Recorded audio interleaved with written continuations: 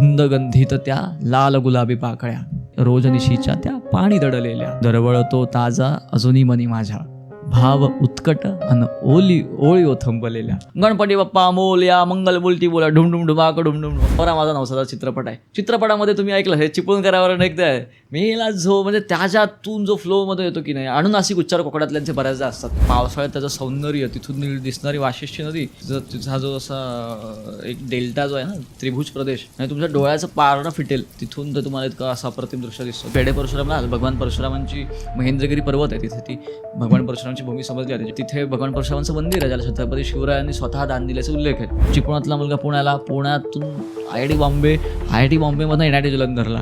इतिहास हा पास्ट नाही शिकवत, इतिहास प्रेझेंट आणि फ्युचर समजतं. म्हणजे मी बऱ्याच जणांना सांगतो की गोवा मत जाओ, हमारे रत्नागिरी में हा माझं आता काय म्हणजे माझ्या बोलण्यात हिंदी बऱ्याचदा काय येतं, आता फिरताना तो ॲक्सेंट आता मिश्रण झालं माझं.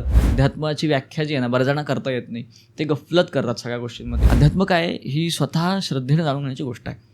लोकमान्य टिळकांचं ना हेच होतं की सगळ्या लोकांनी एकत्र यावं. आणि कोकणात आजही ट्रेनला जागा नसते, आपली कोकण कन्या सगळ्यांची लाडकी, तरीही त्याच आपुलकीने 5-6 तास 7 तास जे त्यांचा प्रवास असेल त्यांना तो 1 तासासारखा वाटत असेल. गणपती उत्सव जो कोकणातला हेच भारी वाटतं की सगळेजण एकत्र येतात यार. इतर महाराष्ट्राच्या कुठल्या कोपऱ्यात सहसा बघायला नाही मिळत. अगदी एक घर एक गणपती, आणि ते सगळे आवडीने येतात. राजीनामा देत, गणपतीला जाणार, तुला सुट्टी द्यायची असेल तर दे, नाही तर मी चाललो. कोकणकर इतका पक्का असतो, गणेशोत्सवाला यायचं म्हणजे यायचं आहे. गणपती बाप्पा घरी बसणार आहे, बॉस तू सुट्टी देतोय का नाही मला सांग, नाहीतर मग तुला राजीनामा असेल तर राजीनामा घे, इतपत तयारी ठेवून आम्ही निघतो. अप्रतिम आहे भारताचा प्रत्येक कोना. असं वरती बघितलं की आपल्याला बर्फ दिसेल, खाली बघितलं की समुद्र दिसेल, आणि कडेला तिकडे वाळवंट, तिकडे वाळवंट बाई, इथं परत जंगल, इकडे पाऊसच सुंदरबन. हा खरं. देश कधी फिरावा तुमचा?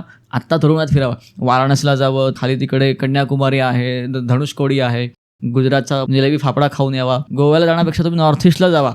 नॉर्थ ईस्ट म्हणजे स्वर्ग म्हटला पाहिजे पृथ्वीवरचा. तो अरुणाचल प्रदेश इकडे गेलं पाहिजे, खाली आसामला गेलं पाहिजे, नागालँड, मणिपूर, मिझोराम, इतक्या प्रकारच्या ट्रायबल्स आहेत. त्यांचे सण उत्सव आपल्या फारच वेगळे आहेत. तर त्या भागातला हॉर्नबिल फेस्टिवल आहे, तिथल्याकडचा बॅम्बू डान्स प्रसिद्ध आहे. त्यांच्याकडचे वेशभूषा जी आहे ना, ती फार वेगळी आहे. आता तिथल्या शिकारावरती बंदी आहे, व्यक्तींच्या पण शिकार केला जाय बरं का तिकडे.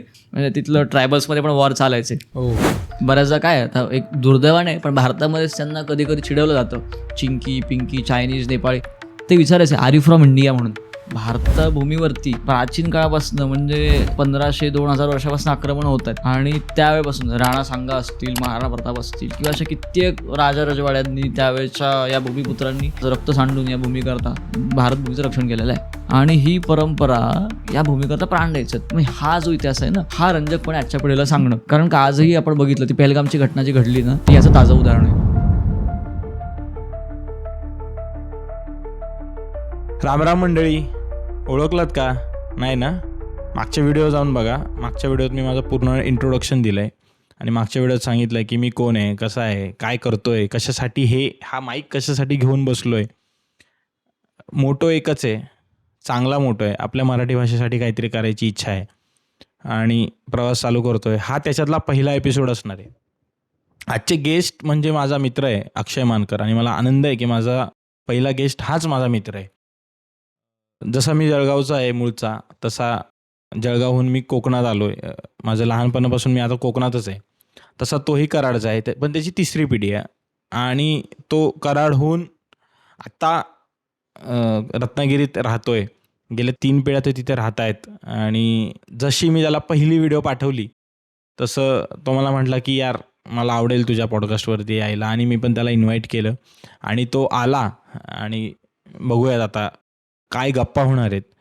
तर तुमच्या सर्वांच्या साक्षीने मी त्याचं पहिल्या पॉडकास्टमध्ये स्वागत करतो. अक्षय मानकर, आज फायनली मला पहिला गेस्ट मिळाला आहे. कसं वाटतंय तुला आज माझ्या ह्या छोट्याशा कुटियेत आलायस तर कसं वाटतंय? अरे बहुत बढिया, अगदी अप्रतिम. म्हणजे माझा एक मित्र जो मला पहिल्यांदा पुण्यामध्ये भेटला, इतक्या खुशमस्करा आणि असा हुशार मित्र बरं का, जो ILSला शिकत होता. आणि तो स्वतः असं काहीतरी थोड्या युवकांपेक्षा जगावेगळी वाट चोखांदळतोय, मराठी पॉडकास्ट, आणि तो सुद्धा एका युवकाने चालू केलेला. अगदी भारी, म्हणजे इट्स टू गुड. त्यामुळे आज यावं पहिल्यांदा तुझं आमंत्रण आल्या म्हटलं अभि दोस्त ने बोलाय तो जरूर जाणे काय. आलो आज पळत पुण्याहून लगेच कर्जतला. तर सुरुवात कशी झाली तुझ्या सकाळची? सांगू का, मी आठवडाभरापूर्वी तू कळवलंस, प्रथमेशचा कॉल आला आठवडाभर, अरे अक्षय यायचं आहे बरं का पॉडकास्ट करता. आईला म्हटलं पॉडकास्ट करता यायचं आहे, पण भाई म्हटलं बोलायचं काय.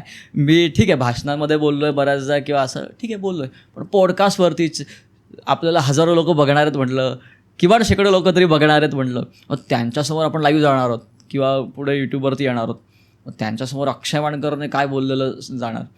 आठवड्यावर विचार करता करता करा ठीक आहे म्हटलं, आला आता आठवडा संपत आला, झालं. मग दुसरा दिवस शनिवारचा, आज भेटतोय पण तो, तर उठलो सकाळी 5:30 वाजता. म्हटलं ठीक आहे, म्हटलं 5:30 वाजता उठलं, मस्त कडकडीत पाण्याची अंघोळ, जरी उन्हाळा असला तरी म्हटलं थोडा चार्ज पाहिजे काहीतरी.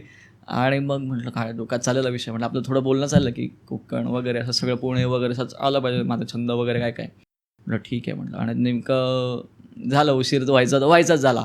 7:30चं नियोजन होतं, मला निघायला 9:30 वाजून गेले काही या ना त्या कारणामुळे, ट्रेन मिस झाली वगैरे वगैरे बऱ्याच गोष्टी. ठीक आहे, थोडं अडखळत पळत पोहोचलो पुढे तुझ्या इथंपर्यंत. आणि जे पोचायला हवं होतं मला 11 वाजता, मी ते पोहोचलो बरोबर 1:30-2च्या मुहूर्तावरती. असं लेट होण्यापेक्षा मला असं वाटतं की तू इथं आलास हेच माझ्यासाठी खूप मोठी गोष्ट आहे. अरे तर धन्यवाद. त्याच्याबद्दल thank you so much for coming here.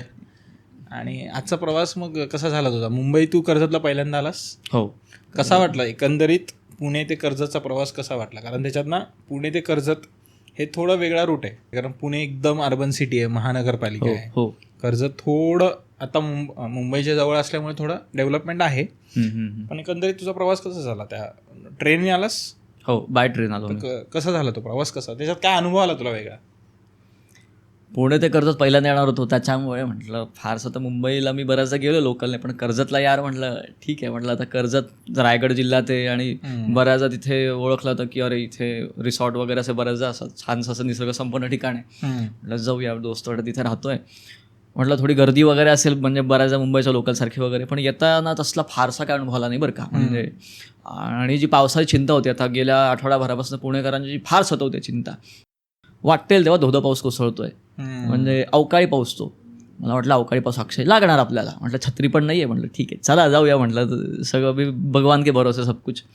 बसलो ट्रेनमध्ये, आलो. म्हटलं सुदैवाने पाऊस लागला नाही, त्यामुळे मी कोरड्या ठणठणीत तुझ्यापर्यंत पोहोचलेलो आहे. आणि पण एक आहे प्रवासामध्ये, एक पंजाबचे काही मंडळी भेटलेली, काही जण तिथले म्हणजे पंजाबवरून प्रवासात करत करत खालीपर्यंत येत होते. ते परत एक राजस्थानी कुटुंब भेटलं जे कर्नाटकहून निघालेलं पुढे.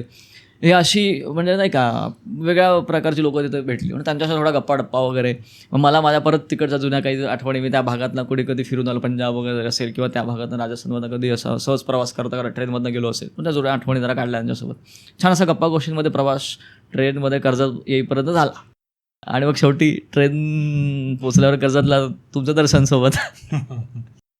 आता तू जसं म्हटलंस ना की ट्रेननी, तर ट्रेनचं एक ना, ट्रेन किंवा एकंदरीत आपण जेव्हा थोडं असं लांब प्रवास करतो ना, तर एक विशेष तेच आहे भारतात तरी, की ना डायव्हर्सिटी आपल्याला खूप बघायला मिळते किंवा आपल्याला ना अशी ती जवळून अनुभवता येते. आता सध्या तू 3 तासाचा समजा प्रवास केलायस, तर 3 तासात तू म्हटलंस मला काही कराडचे मिळाले, पंजाबी मिळाले, राजस्थानी मिळाले. तर हा प्रवास मला ना एकदम भारी वाटतो माहिती आहे. म्हणजे असं ना काहीतरी फॅसिनेटिंग असतं ते, की करेक्ट काहीतरी शिकायला पण मिळतं ना आपल्याला बऱ्याचदा. काही लोकांची संस्कृती वेगळी असते किंवा काही लोकांचे कल्चर वेगळं असतं. आता पंजाबी असेल, त्यांचं काहीतरी कधी असं बऱ्याच जण होतं की आपण काहीतरी खातोय, म्हणजे ते लोक खायला आणतात आणि आपल्याला ते वेगळं माहित असतं. तर त्या दिवशी आपल्याला ते समजतं की अरे म्हणजे गुजरातचे लोक मध्ये खाकरा आणतील खायला, किंवा राजस्थानचे लोक अरे ये तो साथ में दाल बाटी लेके आहे, असं नाही का. महाराष्ट्राचे अरे काहीतरी मस्त पिठलं भाकरी वगैरे, हे असं प्रवासात ते मला ना खूप आवडतं की म्हणजे. आणि प्रवास केला पाहिजे. काय म्हणतात तुझं याच्यावर? मी स्वतः सांगू, प्रवास करणं म्हणजे अप्रतिम अनुभव असतो. प्रत्येकाने प्रवास केला पाहिजे. ॲज अ यूथ म्हणून, ॲज अ तुम्ही प्रौढ किती वर्षाचं सुद्धा असा. म्हणजे मला वैयक्तिक 8वी-10वीपर्यंत प्रवासाची इतकी भयंकर भीती वाटायची. म्हणजे एसटीतून प्रवास केला की मला उलटीचा त्रास व्हायचा. कधी गुटख्याच्या वासामुळे असेल, कधी अन्य कुठल्या प्रकारामुळे असेल, तो वास सहन व्हायचा नाही. पण हळूहळू आहे ना, मी काही शिबिरांमधून असेल, काही कार्यक्रमांमधून असेल, माझा प्रवास एस टीमधून व्हायला लागला, कधी रेल्वे बसमधून व्हायला लागला, कधी खाजगी गाड्यांमधून व्हायला लागला. आणि मग प्रवास करता करता 100, 200, 300 किलोमीटर प्रत्येक ठिकाणी, कधी बाय ट्रेन झाला असेल, बाय रोड झाला असेल, वेगळ्या प्रकारची लोकं भेटणं, मग त्यांच्या बोलीभाषा, त्यांच्या परंपरा. कधी घाटावरनं जातोय साताऱ्यातून, सातारकडची बोलीभाषा, काय भावा काय करतोय, कोकणातनं खैसून इलास बावा, या प्रकारच्या म्हणजे इतक्या सुंदर सुंदर बोली भाषा. कधी एखाद्या आजी अशी प्रेमळ तुम्हाला काहीतरी, बाबा पाहिजे का तुला, कुठले तरी सातारचे आजोबा विचारत आहेत, अरे तू खाल्लं का आले का काहीतरी, या प्रकारचं माझ्या कानावर पडलं. कोल्हापूर काय मर्दा कसा आहेस. अगदी अगदी. आता हा हे हे हे जे आहे ना, हे मला लय भावायला लागलं माहितीये का. आता मी मूळचा खानदेशचा आहे, म्हणजे खानदेश प्रांत आहे. तर तिथं कसं आहे काय भाऊ, तर बऱ्याच जण एखाद्या शब्दावरून आपल्याला क्लिक होतं हा कुठला आहे. हा, आता जर कोकणात असेल तर ती कोकणात मालवणी असेल तर ऑटोमॅटिक कळतं की हा भाई मालवणचा आहे.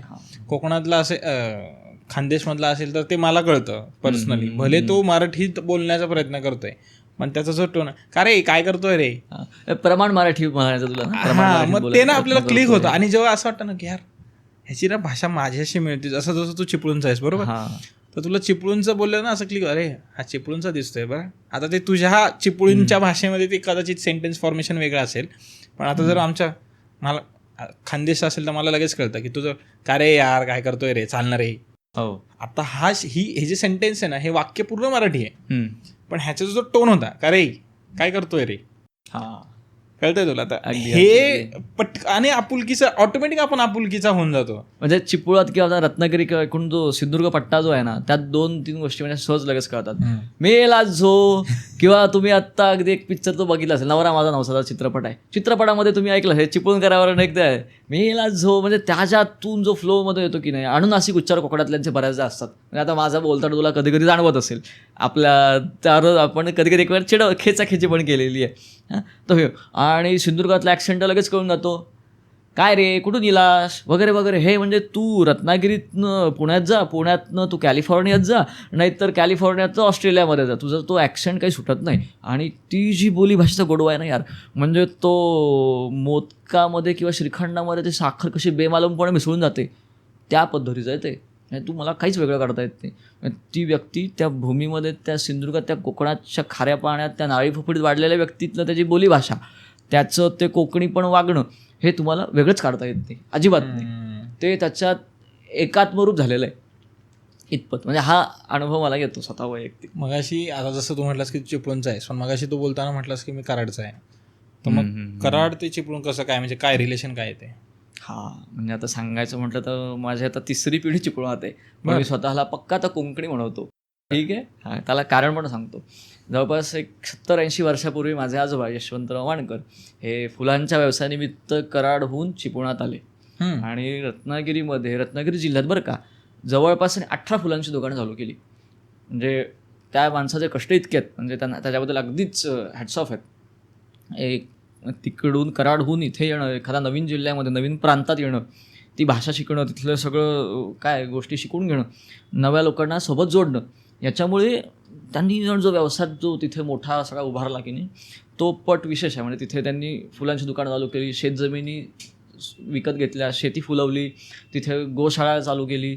आणि याच्यातनं जो व्यावसायिकपणा जो जपला ना, तो एक उत्तम व्यावसायिकता आमच्यामध्ये, त्याच्यामध्ये, माझ्यामध्ये, घरच्यांमध्ये, वाणकर कुटुंबियांमध्ये आली. आणि मग तिथून तो 70-80 वर्षांचा प्रवास, आणि त्यातल्या आमच्या 3 पिढ्या या तिथे चिपळूणात अशा फळल्या फुलल्या, सगळं कोकण आत्मसात केलं.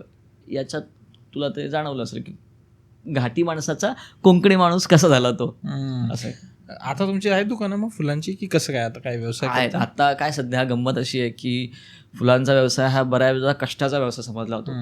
आणि मुख्यतः काय बऱ्याच अंशी कोकणी कामगार आमच्याकडे होते, पण काही कर्नाटकी कामगार शेती कामाला किंवा गोशाळा वगैरे चालवायला असायचे.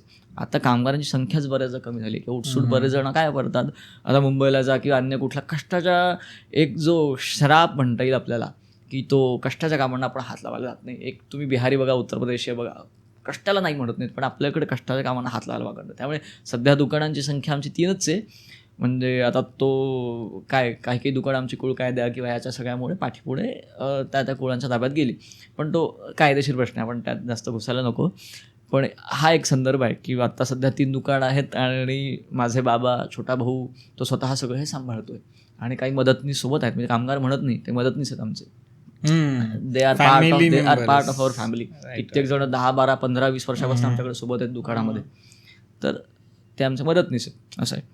त्यामुळे या सगळ्यांच्या मुळे आता आमचा व्यवसाय पण पुढे चालला आहे. आणि आता चिपळूणमध्ये एक उत्तम आमचा मानकरांचा यशवंत फ्लावर मर्चंट ब्रँड हा चांगलं नाव टिकून आहे. काय काय काय यशवंत फ्लावर मर्चंट, अच्छा. म्हणजे आजोबांच्या नावानेच तो बऱ्याच वर्षापासून आमच्या दुकानाची जी अरे रेंज वा आहे ती वा. चालू आहे. बघ ना, एक नवीन गोष्ट आज मला या पॉडकास्टच्या माने समजली की अगदी, तुम्ही अगदी, इतके मोठे अगदी. असतील. रत्नागिरी जिल्ह्यात तरी अवश्य म्हणजे विश्वासाने आमच्याकडे येतात. तर कराडला आता तू म्हटलंस की कराडला काही आहे तुमचं आता काही कराडला नातेवाईक किंवा घर वगैरे काही असं? बऱ्याचदा होतं काय, आपण एका गावातून दुसऱ्या गावात नवीन गेलं की आपली मुळं जुन्या गावातली सुटून जातात. आमचं अजिबात असं झालेलं नाहीये. कराडमध्ये माणकरांचा वाडा जो आता जरा आधुनिक पद्धतीने आम्ही तो सांज सवार आहे उसको, तर तो आहे. तिथे आमचं कुटुंबीय सुद्धा राहतात, आमचे नातेवाईक राहतात, चुलत कुटुंबीय. तिथे छानसं आमचं दुकानसुद्धा आहेत फुलांची, माणकरांची जी मूळची आहेत तिकडची. बरेच जण आता शिक्षण व्यवसायात अन्य ठिकाणी पुढे प्रगती करत आहेत. त्यामुळे तिथे आमचं महादेवाचं मंदिरसुद्धा आहे कृष्णेच्या काठी, जिथे आपल्याला प्रीतिसंगम माहिती असेल की यशवंतराव चव्हाणांची समाधी वगैरे. तो सगळा परिसर अगदी आमच्या घरापासून हाकेच्या अंतरावरती आहे. इतकं सुंदर वातावरण. तुझं लहानपणी खूप व्हायचं माझं जाणं. म्हणजे महाशिवरात्रीला असेल, काही लग्न कार्यक्रम असतील किंवा पूजा असतील, तो एक कालावधी होता की तुम्ही जास्त आहेत ना वेगळ्या गोष्टींशी असे अटॅच नव्हतात. आता इतकं झालं म्हणजे शिक्षण आहे. आता मी शिक्षणाला पुण्यात आलो आहे, कोकणातून चिपळातून. दुसरीकडं आणखी बरेचसे काही आपले उद्योगधंदे चालू असतात, शिक्षणातले असतील, काही रिगार्डिंग युअर करिअर असतील. त्यामुळे आता पूर्ण पॅकअप झालेलं आहे नाही का. त्यामुळे सहज जाणं की बाबा आज मला आठवण आली आहे, गाडीत बसावं, एस टीत बसावं आणि तिकडे जावं दुसऱ्या दिवशी गावाला छानपैकी निवांत आठवड्याभर राहावं, हे आत्ता दुर्दैवाने शक्य नाही होत. म्हणजे कितीही प्रयत्न केला, म्हणजे ना आईबाबांना ना मला असं आहे. बाबा तुझे मग फुलांचा व्यवसायच करतात का अजूनही? हो, पूर्ण वेळ आमचा तर फुलांचा उदर व्यवसाय आहे तो. त्याच्यावर सगळा आमचा उदरनिर्वाह चालतो आणि तो उत्तमरित्या चालू आहे आता. कराडची काय आठवणी आहेत तुला लहानपणीच्या? जसं म्हटलंस की लहानपणी खूप जायचो, आणि काही अशा आठवणी आहेत का कराड मानकरांच्या वाड्यातल्या? अगदी अगदी अगदी म्हणजे माझं बालपण म्हटलंस ना, अक्षरशः धुमाकूळ घातला मी कराडच्या वाड्यामध्ये लिटरली. म्हणजे पडणं असेल, काय पळणं असेल, तिथं बागडणं असेल, तिथलं आता यशवंतराव चव्हाणांची प्रीतिसंगम म्हणून तिथलं उद्यान आहे, त्या सगळ्या परिसरात अक्षरशः मी लहानपणी माझं जगलेलो आहे. म्हणजे तिथे संध्याकाळ जी असेल, आठवणीची संध्याकाळ, मस्त तिथलं आईस्क्रीम, तिथल्या झोपाळ्यावरती खेळणं, नदीच्या तीरी फिरणं मस्त की वेगळ्या, तिथल्या कृष्णाबाईच्या मंदिरामध्ये दर्शनाला जाणं रोज संध्याकाळचं. आत्या तिथल्या माझ्या ज्या काय ह्या चुलत त्या वगैरे होत्या, त्यांच्यासोबतचं तिकडं संध्याकाळ जाणं, तिथल्या त्यांच्या मित्रमैत्रिणी वगैरे त्यांच्यासोबतचं मस्त धुमाकूळ. रात्री भावंडांसोबत आमची सापशिडी असेल किंवा ह्याचे खेळ चालायचे नाही का. आणि उन्हाळ्याच्या सुट्टीत बहुधा आम्ही असं बराच वेळ जायचो तिकडे. त्यामुळे मग वेगळ्या प्रकारचे फळफळावळ असतील, पिक्चर बघणं असेल, अरे अगदी म्हणजे विषयच भारी होता तो अगदी सगळा. आता तू म्हटलंस ना की कराडला तुमचं मानकरवाडा आहे, मग चिपळूणचं घर कसं आहे? हां, चिपळूणला आम्ही पहिल्यांदा काय आलं की भाड्याच्या घरामध्ये होतो. म्हणजे घर म्हणजे असं ते भाड्याच्या घरासारखं कसं होतं, एक छानसा छोटासा वाडा होता. म्हणजे पिसेवाडा असा मोकळा बऱ्याकी वाडा होता तो. आणि त्या ठिकाणी अशी काही 4-5 अशी मस्त घरं होती, बैठी घरं होती. त्यातलं एक आमचं मानकरांचं बैठं घर होतं. त्या घरामध्ये आम्ही असं मानकर कुटुंब शिरसावर झालो गेल्या एक 60-70-80 वर्षापासून. आणि मग तिथून मग 2012 साली आहे ना, चिपळात म्हटलं की कोकण म्हटलं की प्रचंड पाऊस. आणि जो थांबून नाही, सारखा जोराच, म्हणजे धार पाण्याची असली की तिथे सगळंच वाहून जावं. त्यामुळे दरवर्षी कोकणात चिपळामध्ये मुख्यतः पूर, पाणी वाशिष्ठीच्या वरती पोचलं की आमची सारामळ उडायची. अरे पाणी भरणार बरं का चिपळूणमध्ये सगळे, मग चला सगळ्यांनी बाजार आटपा, सगळ्यांनी घरावरचं सामान त्यांच्या माडीवर ठेवायला सुरुवात करा, अशी सुरुवात सगळी असायची. त्यामुळे म्हटलं आता 2005 सालचा पूर, आमचं जवळपास त्यावेळचं बैठं घर हे जवळपास 10-12 फूट इथपर्यंत पाणी आलेलं. कल्पना कर 10-12 फूट म्हणजे तुझ्या डोक्याच्यावर किती गेलं असेल. इतपत आम्ही त्या सगळ्या कोकणकरांनी, चिपळूणकरांनी सर्वाईव्ह केलं. म्हणजे बरेच जवळ ते उंच ठिकाणी राहायला गेले, काही शाळांमध्ये सरकारने सुविधा उपलब्ध करून दिली, काही सामाजिक संस्थांनी त्यावेळेस, आणि मग ते सर्वाईव्ह केलं. त्याच्यानंतर जो पूर सगळा दरवर्षी यायला लागला, तिथपासून मग ठरवलं की जरा आता आपण नवीन उंच ठिकाणी आधुनिक घरात शिफ्ट होऊया म्हणून सगळे. आईबाबाने ते घेतलं मनावरती, म्हटलं नको आता इथे. मग 2012 साली आम्ही नवीन चितळेवाडा एक जवळच आहे आमच्या इथे खेंडीतच, तिकडे गोवाचा अपार्टमेंटला शिफ्ट झालो 2 BHK फ्लॅटमध्ये. अच्छा, म्हणजे आता तुम्ही फ्लॅटमध्ये राहता? आता सध्या फ्लॅटमध्ये त्या राहतो. वाड्याचं काहीच नाही आता तिथे आहे तो वाडा, त्याच्या सगळ्या जुन्या आठवणींसोबत, जुन्या सगळ्या त्या कणखर उभा आहे, खांबांसोबत कणखर उभा आहे. फक्त आता ती जुनी माणसं तिथे राहिली नाही आहेत, त्यामुळे त्या वाड्याला आता घर पण राहिलं नाही फारसं असं आहे. कराडच्या महादेवाच्या मंदिराचं काही आहे का विशेष असं? अगदी तसं नाही आहे, पण एक आमचं कुल परंपरागत मंदिर जे आहे की आमच्या आता बघ आमचं स्वतः कुलदैवत आहेत भगवान शिव आराध्य आहेत आमचे, तर एक त्यांचं नित्य पूजन व्हावं आणि कृष्णेचा काठ आहे, कृष्णाबाईंच्या सोबत तिथे भगवान शंकरांची पूजा नित्य व्हावी म्हणून आम्ही तिथे भगवान शिवांचं छानसं एक छोटंसं देवालय उभारलं. तुझा जन्म चिपळूणलाच झाला आहे का? नाही, ती जन्माची माझी गोष्ट आहे ती तासगावपासून सुरू होते. माझा जन्म तासगावला झाला. मुख्यतः तासगाव हे सांगलीमध्ये येतं. सांगली, ओके. सांगली जिल्ह्यामध्ये येतं, त्यामुळे पश्चिम महाराष्ट्रात जन्माला आलेला बाळ आहे मी.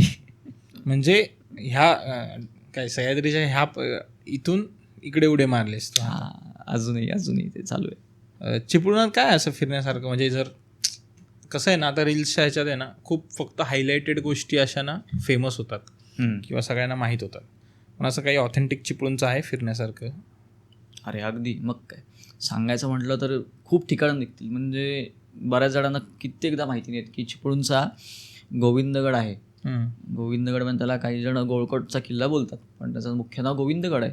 तो एक तटीय छानसा किल्ला आहे, तर तो अगदी सुंदर अप्रतिम फिरणार काय. पावसाळ्यात त्याचं सौंदर्य, तिथून दिसणारी वाशिष्ठी नदी आणि तिचा जो असा एक डेल्टा जो आहे ना, त्रिभुज प्रदेश, म्हणजे तुमच्या डोळ्याचं पारणं फिटेल इतकं सुंदर आहे तो. तिथून तर तुम्हाला इतकं असं अप्रतिम दृश्य दिसतं. दुसरा जो भाग आहे तो तिथून तुम्ही पेढे परशुरामला, भगवान परशुरामांची महेंद्रगिरी पर्वत आहे, तिथे ती भगवान परशुरामांची भूमी समजली जाते, जिथून भगवान परशुरामांनी बाण मारून सप्त कोकणची निर्मिती केली असं म्हटलं जातं, अशी कथा आहे. तर तिथे भगवान परशुरामांचं मंदिर आहे, ज्याला छत्रपती शिवरायांनी स्वतः दान दिल्याचे उल्लेख आहेत. तर त्या ठिकाणाहून तुम्हाला चिपळूणचा आणि एकूण सगळ्याचा परिसर आहे त्याचं अप्रतिम दृश्य दिसतं. म्हणजे तुम्ही स्वर्गात आहात का पृथ्वी तलावरती आहात इतपत त्या रेषा पुसट व्हाव्यात इतपत ते सगळं तिथं वातावरण असतं.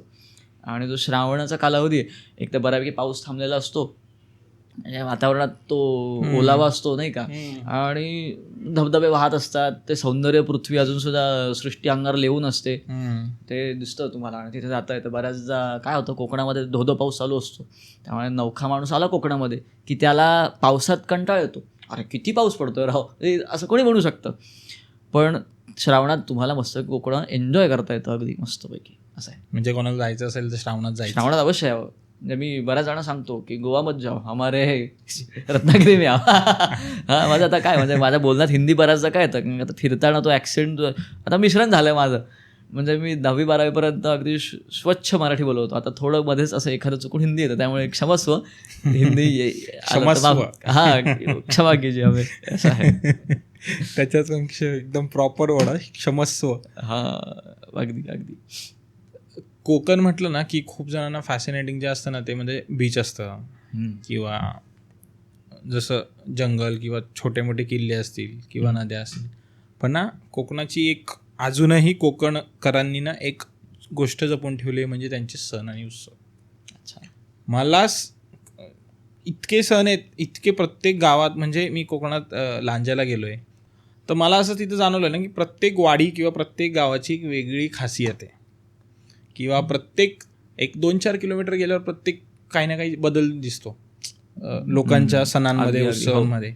म्हणजे काही लोकांचा शिमगा कधी असतो, काहींचा आधी असतो, काहींचा नंतर असतो. तर तुला काय आवडतं कोकणातल्या सण उत्सवांमध्ये? तुझं चिपळूणचं काय असं सण उत्सव काय आहे? अच्छा, कोकणात गणपती सगळे साजरे होतात, पण चिपळूणचा जो आमचा शिमगा आहे, हा चिपळूणचा शिमगा हा जगाच्या कानाकोपऱ्यात पोहोचलेला आहे आता. म्हणजे चिपळूणचा करंजेश्वरी माताचा शिमगा महोत्सव, याला प्रत्येक चिपळूणकर जगाच्या कुठल्याही पाठीवर असो तो येतो. कारण का त्यावेळेस तो जो पालखी सोहळा आहे, तिथे शेरणं काढण्याचा नावाचा एक उत्सव असतो. शेरणं काढण्याचा उत्सव बऱ्याच जणांना माहिती नसेल, कधी ऐकून वगैरे. शेरणं म्हणजे काय, एखादा तुम्ही नवस बोलायचा आणि तिथल्या नदीचं पात्र ज्या कोरडं असतं, त्या कोरड्या पात्रामध्ये ज्या पाऊस नसतो बरं का, पाऊस थांबलेला असतो, पूर्ण अगदी पात्र असं कोरडं पडलेलं असतं, तो नवसाचा नारळ तिथे पुरायचा त्या मातीमध्ये, एक फुटभर आतमध्ये असा नदीच्या पात्रामध्ये पात्र कोरडं पडलेलं असतं. त्यावेळेस नदी बऱ्यापैकी अशी आकुंचन पावलेली असते तिथे. आणि मग जेव्हा पावसाळा चालू होतो, तो संपूर्ण कोरडा प्रदेश जो आहे तो असा सुकलेला, तिथून भरघोस पाणी वाहत असतं. कोकणातलं पाणी माहिती आहे आपल्याला काय वेगानं वाहतं ते. आणि दुसऱ्या वर्षी तो भाग पुन्हा कोरडा पडतो, म्हणजे शिमग्याच्या वेळेस तो भाग कोरडा झालेला असतो. आणि तिथे त्यावेळेस ज्यांचे नवस पूर्ण होणारे असतात किंवा पूर्ण झालेले असतात त्यांचे तिथे नारळ सापडतात. तिथे येऊन ती पालखी जड होते देवीची आणि तिथे तो नारळ बहुधा सापडतोच. म्हणजे विज्ञान असेल, अध्यात्म असेल, हे काय पातळीचं आहे ना तिथे अध्यात्म, हे मला तिथे येतं. मी स्वतः अंधश्रद्धा न पाळणारा माणूस आहे. तिथे येऊन तुमचे डोळे दिपतील, अरे हे खरं शक्य आहे. तिथे इतपत त्या गोष्टी तिथे सापडतात आणि त्यांचे नवस पूर्णही झालेले आहेत. म्हणजे याला आपण काय बोलावं, ह्याला विज्ञान बोलावं की आपल्याला अनाकलनी अशी आध्यात्मिक शक्ती बोलावी. तराजूच्या ह्या दोन्ही बाजू आहेत ना. एकीकडे आपण म्हणतो की अंधश्रद्धा पाळू नका, आणि एकीकडं असा एखादा प्रसंग आपल्याला ना बघायला मिळतो अचानक. असं गरजेचं नाही की कोकणातच, अचानक आपल्याला ना आपल्या आयुष्यात असा एखादा पॉईंट येऊन जातो की अरे हे तर एकदम वेगळंच आहे, कसं शक्य आहे. आणि ह्याच्याकडे कदाचित विज्ञानाकडे उत्तरं असतील पण आपल्याकडे उत्तरं नसतात. हो की का? आणि आपण ज्याला विचारू तो त्याने त्या लेवलचा कधी विचारच केलेला नसतो की कशामुळे होत असेल. तो तिला श्रद्धा मानतो. तर ह्या तराजूच्या दोन्ही बाजू, असं वाटत नाही तुला? अगदी. म्हणजे मला एक सांगता येतात, मी स्वतः अक्षयला जे आकलन झालं ते सांगतो बरं का तुझ्या. बाकीच्यांच्या व्याख्या बरोबर वेगवेगळ्या असतील. काय आहे विज्ञान म्हणजे काय आहे की आत्तापर्यंत आपल्याला ज्या ज्या गोष्टी माहिती झाल्यात त्याचं तर्क चिकित्सा करून शोधलेलं उत्तर. ठीक आहे. म्हणजे आता सूर्याच्या किरणांची गती किती आहे, सो जे काय असेल ते एका सेकंदाला 3,16,000 किलोमीटर वगैरे जे काय असेल किंवा 2,80,000 किलोमीटर वगैरे असेल ती जी काय असेल ती. पण विज्ञान ब्लॅक होलमध्ये जेव्हा एखादा सूर्यकिरण प्रवेश करतं किंवा एखादी वस्तू प्रवेश करते त्याला तिथे कुठले नियम लागू होतात, पदार्थ विज्ञानाचे, फिजिक्सचे, केमिस्ट्रीचे, ॲस्ट्रोफिजिक्सचे, हे अजून शोधता आलेलं नाही आहे. त्यामुळे काय विज्ञानाची पातळी तिथे निश्चित थांबलेली आहे. मग बरंचदा आपण काय गैरसमज करून घेतो की एखादी गोष्ट आपल्याला जी समजली नाही आहे ना ती आपण मग तिला आपल्या मनाने कसंही तिच्याविषयी समजून घ्यायचा प्रयत्न करतो. मग ठीक आहे, आता त्यालाच मग अध्यात्म काही जण म्हणता येईल की अध्यात्माची व्याख्या जी आहे ना बऱ्याच जणांना करता येत नाही. ते गफलत करतात सगळ्या गोष्टींमध्ये की अध्यात्म काय ही स्वतः श्रद्धेने जाणून घेण्याची गोष्ट आहे. प्रदक्षिणा करतोय, त्याच्या प्रदक्षिणा खाल्ल्याने मला त्रास होणार आहे का? नाही ना त्या व्यक्तीला त्रास होणार आहे. तर ती श्रद्धा ही योग्य आहे असं मला का वाटतं, कारण का त्याचा त्या व्यक्तीला पण त्रास होत नाही ना, मला पण त्रास होत आहे. पण अंधश्रद्धा म्हणजे मला कुठली वाटते किंवा चुकीची श्रद्धा, ती जी श्रद्धा पाळण्यामुळे त्या व्यक्तीला पण त्रास होत असेल किंवा त्या व्यक्तीला त्रास नाही झाला पण समोरच्या व्यक्तीला त्रास होणार असेल, म्हणजे त्याला तर काही कुठल्याही पद्धतीचा त्रास होत असेल तर ती श्रद्धा चुकीची आहे. आणि त्या श्रद्धेला अजिबात आपण ठारा देऊ नये, ती मला अंधश्रद्धा वाटते. असं आहे. तुला ना कोकणातले कुठले असे सण असतील, तुला कुठला पर्सनली कुठला आवडतो? मला वैयक्तिक गणेशोत्सव आणि त्याच्यानंतर मग म्हटलं असं शिमगा हे आवडतात. दिवाळी बऱ्याचदा भारतामध्ये सर्वत्र साजरी केली जाते पण कोकणकरांच्या आवडीचे दोन उत्सव म्हणजे ठरलेले आहेत, गणेशोत्सव, गणपती आणि शिमगा असं आहे. कोकणकरांचं ना मला एक म्हणजे गणपती उत्सव लोकमान्य टिळकांनी ज्या कारणाने चालू केला ना ते कारण आहे ना कोकणात तंतोतंत पाळलं जातं. कळलं तुला? कारण लोकमान्य टिळकांचं ना हेच होतं की सगळ्या लोकांनी एकत्र यावं. आणि कोकणात आजही माझे खूप सारे मित्र आहेत, आपण बघतो ट्रेनला जागा नसते, आपली कोकण कन्या सगळ्यांची लाडकी, तिला जागा नसते तरीही त्याच आपुलकीने त्याच 5-6 तास 7 तास जे त्यांचा प्रवास असेल त्यांना तो 1 तासासारखा वाटत असेल. तर मला गणपती उत्सव जो कोकणात ना हेच भारी वाटतं की सगळेजण एकत्र येतात यार. आणि हे ना असं इतर महाराष्ट्राच्या कुठल्या कोपऱ्यात सहसा बघायला नाही मिळत. अगदी मंडळं असतात, मंडळांबद्दल काहीच प्रॉब्लेम नाही, ती लोक तर एकत्र येतात पण त्या मंडळात नंतर मंडळं फुटत जातात. पण कोकणातलं आजही तसंच आहे, एक गणपती, एक घर, एक गणपती, आणि ते सगळे आवडीने येतात, सुट्ट्या असो नसो. मी तर असे किस्से ऐकलेत ना की राजीनामा देतो, गणपतीला जाणार, तुला सुट्टी द्यायची असेल तर दे, नाही तर मी चाललो. म्हणजे हे काय कुठल्या एखाद्या कादंबरीमध्ये लिहिलेलं किंवा एखाद्या छानशा विनोदामध्ये सांगितलेलं वाक्य नाही बरं का. म्हणजे कोकणकर इतका पक्का असतो गणेशोत्सवाला यायचं म्हणजे यायचं आहे, मला गणपती बाप्पा घरी बसणार आहे तर बॉस तू सुट्टी देतोय का नाही मला सांग. तो आता सध्या IT मधला असो किंवा किराणाच्या दुकानात काम करणारा एखादा आपला कामगार बंधू असो, कोकणकर असो, तो म्हणतो एक तर तुम्हाला सुट्टी, अधिकृत सुट्टी दे, नाहीतर मी तुला न सांगता सुट्टीवर निघून जाईन गणेशोत्सवाला, नाहीतर मग तुला राजीनामा असेल तर राजीनामा घे. इतपत तयारी ठेवून आम्ही निघतो. म्हणजे यात मी सुद्धा मोडतो. म्हणजे एक विचार कर ना, एक मॅनेजर म्हणून समजा मी जर मॅनेजर आहे आणि मला तसं म्हणलंय ठेव तुझी नोकरी, तर त्याला ना त्या गोष्टीचं व्हॅल्यू कळत असेल की कशासाठी भाई नोकरी मिळत नाही, तू डायरेक्ट म्हणतो की ठेव तुझी नोकरी तुलाच, चाललो मी गणपतीला किंवा शिमग्याला. खरं हे बट ऑब्वियस एक्स्ट्रीम आहे, पण म्हणजे मला तर एकदम भावलेली गोष्ट हीच आहे. नाही, कसं आहे, एक्स्ट्रीम तुला वाटत असेल ठीक आहे, म्हणजे जो आता कोकणात नाही किंवा हे सगळं बाहेरून एक तिराईची व्यक्ती म्हणून बघतोय, पण कोकणकर जो आहे ना किंवा आता मी स्वतः चिपळूणकर आहे, रत्नागिरीकर आहे, तर मला ते माझ्या श्रद्धेचा, माझा घरचा कार्यक्रमाचा भाग वाटतो तो, की तिथे नाही गेलो ना की मला ती वर्षभर रुखरुख राहणार आहे, हे ठरलेलं आहे.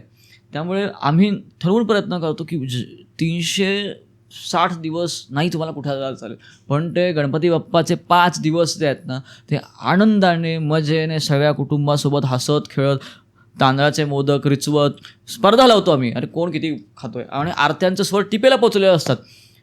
आरत्या इतक्या म्हणजे आपल्या 3-4 आरत्या माहिती असतील, आमच्याकडे 10-12 आरत्यांचे नाद चालू असतात आणि सगळे एका सुरात मस्त गातात. मृदंग असतो, टाळ असतो, घंटी वाजत असते, आणि आरतीला ढोलकी, पकवाज, सगळं एकही वाद्य नसेल जो गावात असा ठेवलेला असेल, आरतीला वाजवत नाही, सगळे वाजवत येणार आणि सगळ्यांच्या घरी ती आरती फिरणार. म्हणजे ते लहान शेंबड मूल जरी असेल ना किंवा 3-4 असेल, ते पण गणपती बाप्पा मोलया, मंगल बोलती बोला, ढुमढुम ढुमाक ढुमढुम ढुमक, हे खरं चालू असतं बरं का. म्हणजे त्याला ते लहानपणापासून बाळकडू बोलतो की अरे दादा वाजवतोय बरं का ढोलकी, अरे बाबा तिकडे टाळ वाजवतोय बरं का, आजोबा तिकडे चांगल्या तार स्वरात आरती म्हणतात, किंवा आजी छानशी मोदक करतीये, किंवा सगळे चाललंय तिथे वातावरण, गणपतीची शाळेत सजावट करायची बरं का, हे बाळकडू त्याला तिथून मिळतो. आणि मग तो सगळं बघत बघत बघत जरी फ्लॅटमध्ये गेला ना राहिला मुंबई पुण्यामध्ये, तो तिथे तसं वातावरण करतो कोकणासारखं. म्हणजे तुमचे काय बोललो मी शेवटी, ते आपण मागच्या वेळेस बोगाशी बोललो की तुमची मुळं सुटत नाहीत तुमच्या हातून, किंवा तुम्हाला त्यातनं वेगळं होता येत नाही. तर तिथे कोकणकरांचं असं आहे की तो कुठेही असो गणेशोत्सवाला घरी येणार आणि तो आनंद साजरा करणार, गणपती बाप्पाची श्रद्धेने सेवा करणार आणि कुटुंबियांसोबत मस्त आनंद साजरा करणार. हे आहे कोकणातलं गणपती. आणि जसं आपण म्हटलं की शिमगा, तर शिमग्याचं मला सगळ्यात जास्त आवडणारं म्हणजे तुला सांगतो, ती पालखी नाचवतात ना, मला वाटत नाही ते वर्षभर प्रॅक्टिस करत असतील, पण त्या दिवशी त्या मिनिटाला ज्याला डान्स किंवा ते जे नृत्य आहे किंवा ती पालखी नाचवण्याचा जो प्रकार आहे तो येत असो किंवा नको, तो कसा काय ठेका धरतो रे. म्हणजे सांगू का तुला, ते वातावरण इतकं असं भारलेलं वातावरण असतं की नाही. म्हणजे तू आता चित्रपटात बघशील किंवा कादंबऱ्यांमध्ये तुला वाचताना कळलं असेल, व्यक्ती त्या ढोल वाजत असतात अक्षरशः बाजूला, ते नगारे इतके वाजत असतात, जवळपास 25-30 जे काही नगारे वाजतात, आणि त्यातनं जो असा नाद होतो, व्यक्ती पूर्ण आहे ना त्यात हिप्नोटाईज होऊन जातो यार. तो श्रद्धेने असेल, आनंदाने असेल, आणि म्हणजे अंगात 10 रेड्यांचं बळ संचारतं इतपत म्हणता येईल तुझ्या, की आणि तो भक्ती असते की भगवंताच्या मला जवळ जायचं आहे बस. मग स्वतः मी अनुभवलं आहे ते, की एकदा मी पालखी म्हणजे आता एका गावात गेलो, खेड म्हणून आहे तालुका, खेड तालुक्यामध्ये, तिथे मी गेलेलो. त्याला आठवणी पण सुंदर आहेत, त्या पण आता पुढे सांगेनच, की तिथे पालखी नाचवली. आयुष्यात पहिल्यांदा सांगू, 10वीला असेल त्यावेळेस तिथे पालखी म्हणजे शिमग्याच्या उत्सवात जायचा मला तिथे संधी मिळाली एका आमच्या थोड्या दादांसोबत. आणि तिथे मी काहीच म्हणजे कधी पालखी उचलली नव्हती आणि नाचवली पण नव्हती. तिथे अंगात काय बळ आलं मला कळलं नाही. मी पालखी घेतली खांद्यावरती आणि नाचवायला सुरुवात केली. अक्षरशः 2-3 म्हणजे मला वैयक्तिक जास्तीच येते 2-3 मिनटं, पण त्या ह्याच्यात मी पालखीचं नाचवली. त्यावेळेस काही दुखलं नाही, अगदी 2 दिवस काही दुखलं नाही. पण नंतर जे आहे ना, अरे दुखतंय काहीतरी, अक्षय दुःख जाणवायला लागलं तेव्हा. पण नंतर 2 दिवसानंतर, पण त्या भरात की मला 2 दिवस काही जाणवलं नाही. अरे म्हणून बोललो की ते जे गारुड होतं ना, त्या वातावरणाचं संपूर्ण तिथलं धार्मिक वातावरण असेल, तिथलं आनंदपूर्ण वातावरण असेल, सगळं तुमच्या मनावरती ते भारूड करून टाकतं. त्यामुळे ते नृत्य असेल, पालख्या नाचवला पण कसब लागतं बरं का. म्हणजे आता मी सामान्य पद्धतीने नाचवली, पण पालख्या नाचवणारे पण कोकणातले कलाकार असतात नाही, तुला तर दशावतार वगैरे कला भरपूर माहिती असतील ऐकून. मला असं वाटतं आता चालू आहे ना तो दशावतारांचा प्रोग्राम कोकणात. दशावतार बहुधा वर्षभर असे ठिकठिकाणी आता कार्यक्रम चालू असतात. शिमगा उत्सव बऱ्यापैकी मार्च एप्रिलमध्ये असतो. तर ते 2 महिन्यामध्ये शिमगा उत्सव कोकणात ठिकठिकाणी आपण मगाशी जसं बोललो की टप्प्याटप्प्याने काही काही गावानुसार साजरा होतो. आत्ता बहुधा 1 मार्चमध्येच आमच्या कोकणात चिपळूणला शिमगा साजरा होतो. तसं प्रत्येक गावानुसार वाडीनुसार आपल्या कोकणात वाडी संकल्पना माहिती असेल. 40-50 घरांची पण वाडी असते किंवा 40-50-50-100 घरांचं पण एक गाव असतं. इतकी छोटी छोटी गावं अशी त्या निसर्गाच्या कुशीत सह्याद्रीच्या कुशीत बसलेली असतात इतपत. त्यामुळे एक कोकण असं काय छोट्या छोट्या वाड्यांनी गावांनी बनलेलं असं सुंदर असं एक नक्षीकाम असलेलं आहे. फुलोर आहे तो कोकण स्वर्ग आहे माहिती आहे. म्हणजे आपण बोलताना ना मला असं ना एक एक क्लिक होतं आहे. कोकणाने ना काय दिलं आहे तर कोकणाने आपल्याला सगळ्यात इतिहासात गेलं तर समाज सुधारणापासून चालू होतं. पण आजचं जे आपल्याला काय म्हणजे ना माणूस हा स्वार्थी आहे. आपण स्वार्थी आहेत. आपल्याला ना जी गोष्ट मिळते त्याच्याबद्दलच आपण जास्त बोलतो. आज आपल्याला संस्कृती दिसते किंवा शिमगा गणपती उत्सव दिसतोय. पण कोकणाने निसर्गाने पण भरपूर आहे. भरभरून दिलं आहे कोकणाने. म्हणजे असं काही म्हणजे ना एखादा जर समजा माझ्या ओळखीचा तू असशील ना तर मला तुझी आठवण वर्षभर येत राहणार. कुठल्या ना कुठल्या मार्गे कधी आंबे कधी नारळ कधी सण उत्सव म्हण किंवा कधी पर्यटनासाठी म्हण. तर कोकणात बद्दल बोलशील तेवढं कमी आहे रे. ते तर आहे.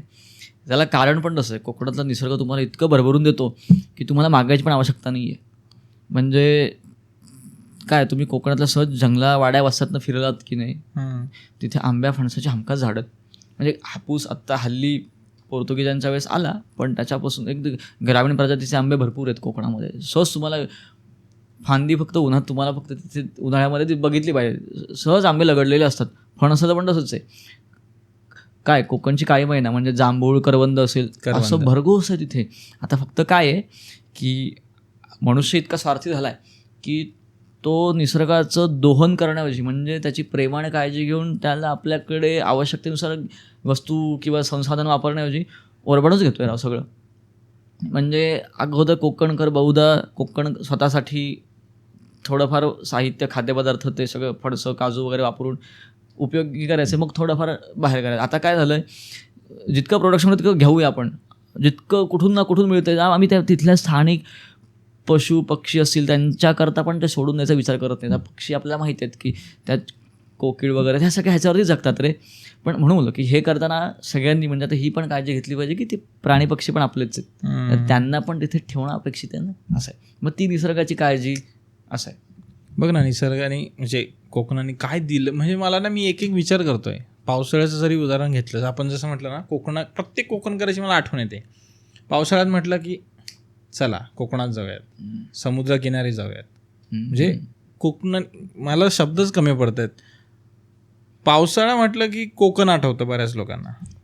बरोबर आहे. म्हणजे जर पावसाळ्याचं आहेत पावसाळ्यावरनं आपण काय म्हणतो पावसाळ्यावरनं इतकं म्हणजे सगळ्यात सुचतं. पावसावरनं कविता पण सुचतात, प्रेम पण सुचतं, पावसाळ्यावरनं निसर्गाची काय ती कृपा पण सुचते, सगळं सुचतं. म्हणजे तुम्हाला दुःख आनंद सगळं एकसाथ तो इतका तसा ओव्हरफ्लोच होऊन जातो जवळपास. मला असं वाटत नाही की कोकण म्हटल्यावर जे बट ऑब्वियस आहे की निसर्गाची अवकृपा जेव्हा होते तेव्हा दुःख कोकणकरांना फेस करायला लागतं. पण हा जर एक मुद्दा सोडला तर कोकण फक्त आनंद आणि आनंदच देतो. मग ते खाण्याच्या बाबतीत असू दे, संस्कृतीच्या बाबतीत असू दे, मौज मजेच्या बाबतीत असू दे किंवा तिथे जाऊन 2 दिवस सहल म्हणून जरी आपण गेलो. खरं म्हणजे अवकृपा निसर्गाची अवकृपा जर कधी चुकून झालीच तर ते सोडलं तर कोकणाने आपल्याला दुःख दिलंच नाही असं मला वाटतं. अगदी कोकणामध्ये प्रत्येकाला त्याच्या इच्छेप्रमाणे जे जे वांछिलं तो ते लाहो नाही का, ज्ञानोबा माऊलींनी म्हटलेलं आहे. ते प्रत्येकाला जे जे हवं आहे तिथे त्याला लाभेल. कोणाला तिथे खेळायची आवड आहे तर तो समुद्रकिनारी खेळेल, कोणाला निसर्गाची आवड आहे तो तिथे सह्याद्रीच्या कुशीमध्ये बागडेल, कोणाला तिथे चित्रकारी तिथल्या सण उत्सवांमध्ये नाही का आवड आहे तिथल्या सण उत्सवांमध्ये रमेल, कोणा तिथल्या काय घरगुती वातावरणाचा आनंद घ्यायचा आहे तो तिथल्या आजीबाई आजोबा दादा ताई काकू चिमण्या बटाट्या सगळ्यांमध्ये वावरेल. त्याला सगळं तिथे एकटा कोणी पडणार आहे कोकणामध्ये. आणि एकटं पडू पण देतं तुम्हाला. काय रे बाबा कुठून येला, मुंबईवरनं पुण्यावरून येला काय तू इकडून येला काय, एकटं तुला पडू दिलं जात नाही. सारखी तुझी चौकशी करायला कोण ना कोणतरी शेजारचे शिंदे काका चौगुले जोशी कोण ना कोणतरी असतात तिथे. असं आहे. मला असं वाटतं की तू जसं म्हटलंस ना कोकण एकटं पडू देत नाही, तर मी थोडं ह्याच्यात वेगळा विचार करतो की कोकण माणूस नसतानाही एकटं पडू देत नाही. खरं आहे. म्हणजे फक्त तू एका अरे, किती विहिरीवर भारी. जरी खरं. जाऊन बसलास तरी तुला पहिली तर गोष्ट तू पूर्ण अर्धा पाऊण तास तू त्या नदीत विहिरीत उड्या मारू शकतोस. नदीत गेला तर नदी किनारी. तू जर बागेत बसला तर बागेत तुला प्राणी पक्षी बसू देत नाही शांत. म्हणजे माणसं जरी नसली कोकणात तरी कोकण एकटं सोडत नाही. अगदी. म्हणजे हा किती वेगळा विचार आहे ना. म्हणजे तिथे तुम्ही आहे ना की बऱ्याचदा होतं काय, शहरामध्ये तुम्ही असतात की नाही, आता भारताचं शहरीकरण पण बऱ्याचदा वाढलंय, तर शहरामध्ये तुम्हाला व्यक्तींच्या सोबत तुमचा वेळ घालवायला लागतो किंवा तेच तुमच्यासोबत असतात बऱ्याचदा. पण तुम्ही म्हणजे ग्रामीण भागात आणि विशेषतः कोकणात गेला तर तुम्हाला तिथे समुद्र आहे, तुमच्याशी समुद्र लाटांचं गुंजन चालू असतं, त्यासारख्या चालू असतात. प्रत्येक लाट इथे काही ना काहीतरी तिथे तिचा आवाज येतोय, तिच्याशी तुम्ही समरूप होऊन जाता. म्हणजे तुमचे विचार त्याशी आपण बोलतो की नाही पेंड्युलमसारखे जुळून जातात. ठीक आहे. तुम्ही तिथल्या नारळी पोफळीच्या बागांमध्ये गेलात ना, तिथल्या नारळी पोफळीच्या बागांमधली ती जी वाऱ्याची झुळूक आहे ती तिथल्या पाण्यामधनं होणारी सळसळ आहे. हां, तुम्ही सहज त्याशी गुंतून जाता नाही का. तिथल्या वाहणाऱ्या त्या पाटाचं पाणी आहे, तर तिथल्या पाटाच्या पाण्यासोबत तुम्ही पण स्वतःला असे पुढे पुढे पुढे पुढे घेऊन जाता नाही का. कधी if you are stuck in your life then go to the Konkan. आता मुंबईपासून कोकण खूपच म्हणजे तसं पाहिलं तर जवळ आहे बाकी महाराष्ट्रापेक्षा. ॲक्सेसिबल जास्त आहे मुंबईच्या. तर बरेच जण कवी वगैरे हे लोक अशा ठिकाणीच जायला प्रेफर करतात. तर तू काय कविता वगैरे करतोस का? अरे मग काय माहिती आहे का, म्हणजे मी स्वतः आहे ना व्यक्त होणं जे आहे ना हे कवितेतनं शिकलो आहे. म्हणजे अक्षय मानकर हा इंट्रोवर्ट होता, स्पष्ट सांगायचं म्हटलं तर. 8वी 9वीपर्यंत तरी होतो मी. आणि मग म्हणजे ठीक आहे बाबा, मित्रांना आता माझे मित्र पण शाळेतले टवाळ मित्र बऱ्याचदा बरं का. म्हणजे शाळेतले मित्र हे टवाळा. अरे खरंय, पण ते अभ्यासू नसतात आणि अभ्यासू असतील तर ते मित्र होत नाही. अरे खरंय. हा माझा पर्सनली अनुभव आहे, कोणी व्यक्तिशा घेऊ नका. नाही खरं काय म्हणतो तुला, हे खरं आहे की नाही? मित्र टवाळ माझे मित्र जे आहेत ना हे अति टवाळ होते. त्याच्यामुळे काय झालं की म्हणजे मला जास्त असे मित्र तिथे लाभले नाहीत. एक काही निवडक हाताच्या बोटावर मोजण्यात की माझे असे गुणी प्रेमळ मित्र बरं का.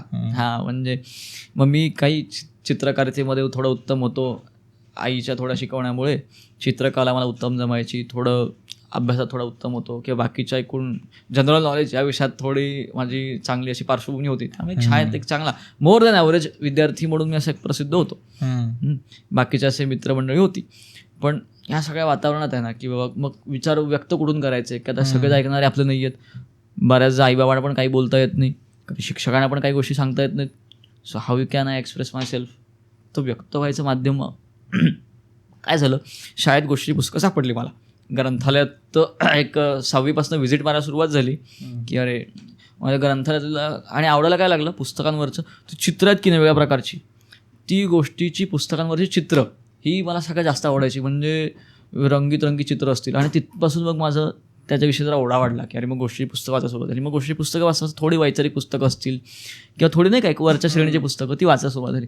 आणि मग ते जेव्हा आलं की अरे ही लोकं व्यक्त होतात, आपल्या भलंही त्यांच्या एवढं नाही होता व्यक्त, पण छोट्याशा सामान्य भाषेमध्ये व्यक्त व्हायला सुरुवात करते. मग पहिलं 1-2 ओळीमध्येच काहीतरी लिखाण असं खरडणं, 4-5 ओळी वगैरे नाही का. मग हळूहळू ते पुढे मग त्याची मग 2 ओळींचे मग थोडं एक पहिलं चरण ध्रुवपद वगैरे असं तयार व्हायला लागलं नाही का. हे 10वी-11वीपर्यंतची जर्नी सांगतोय मी, प्रवास सांगतोय. आणि मग पुढे मी जसं कॉलेजला गेलो की नाही तर त्याच्यानंतर मग ते काव्य हे जे माझ्या काय अंगात होतं ते तयार झालं. करतोस तू कविता?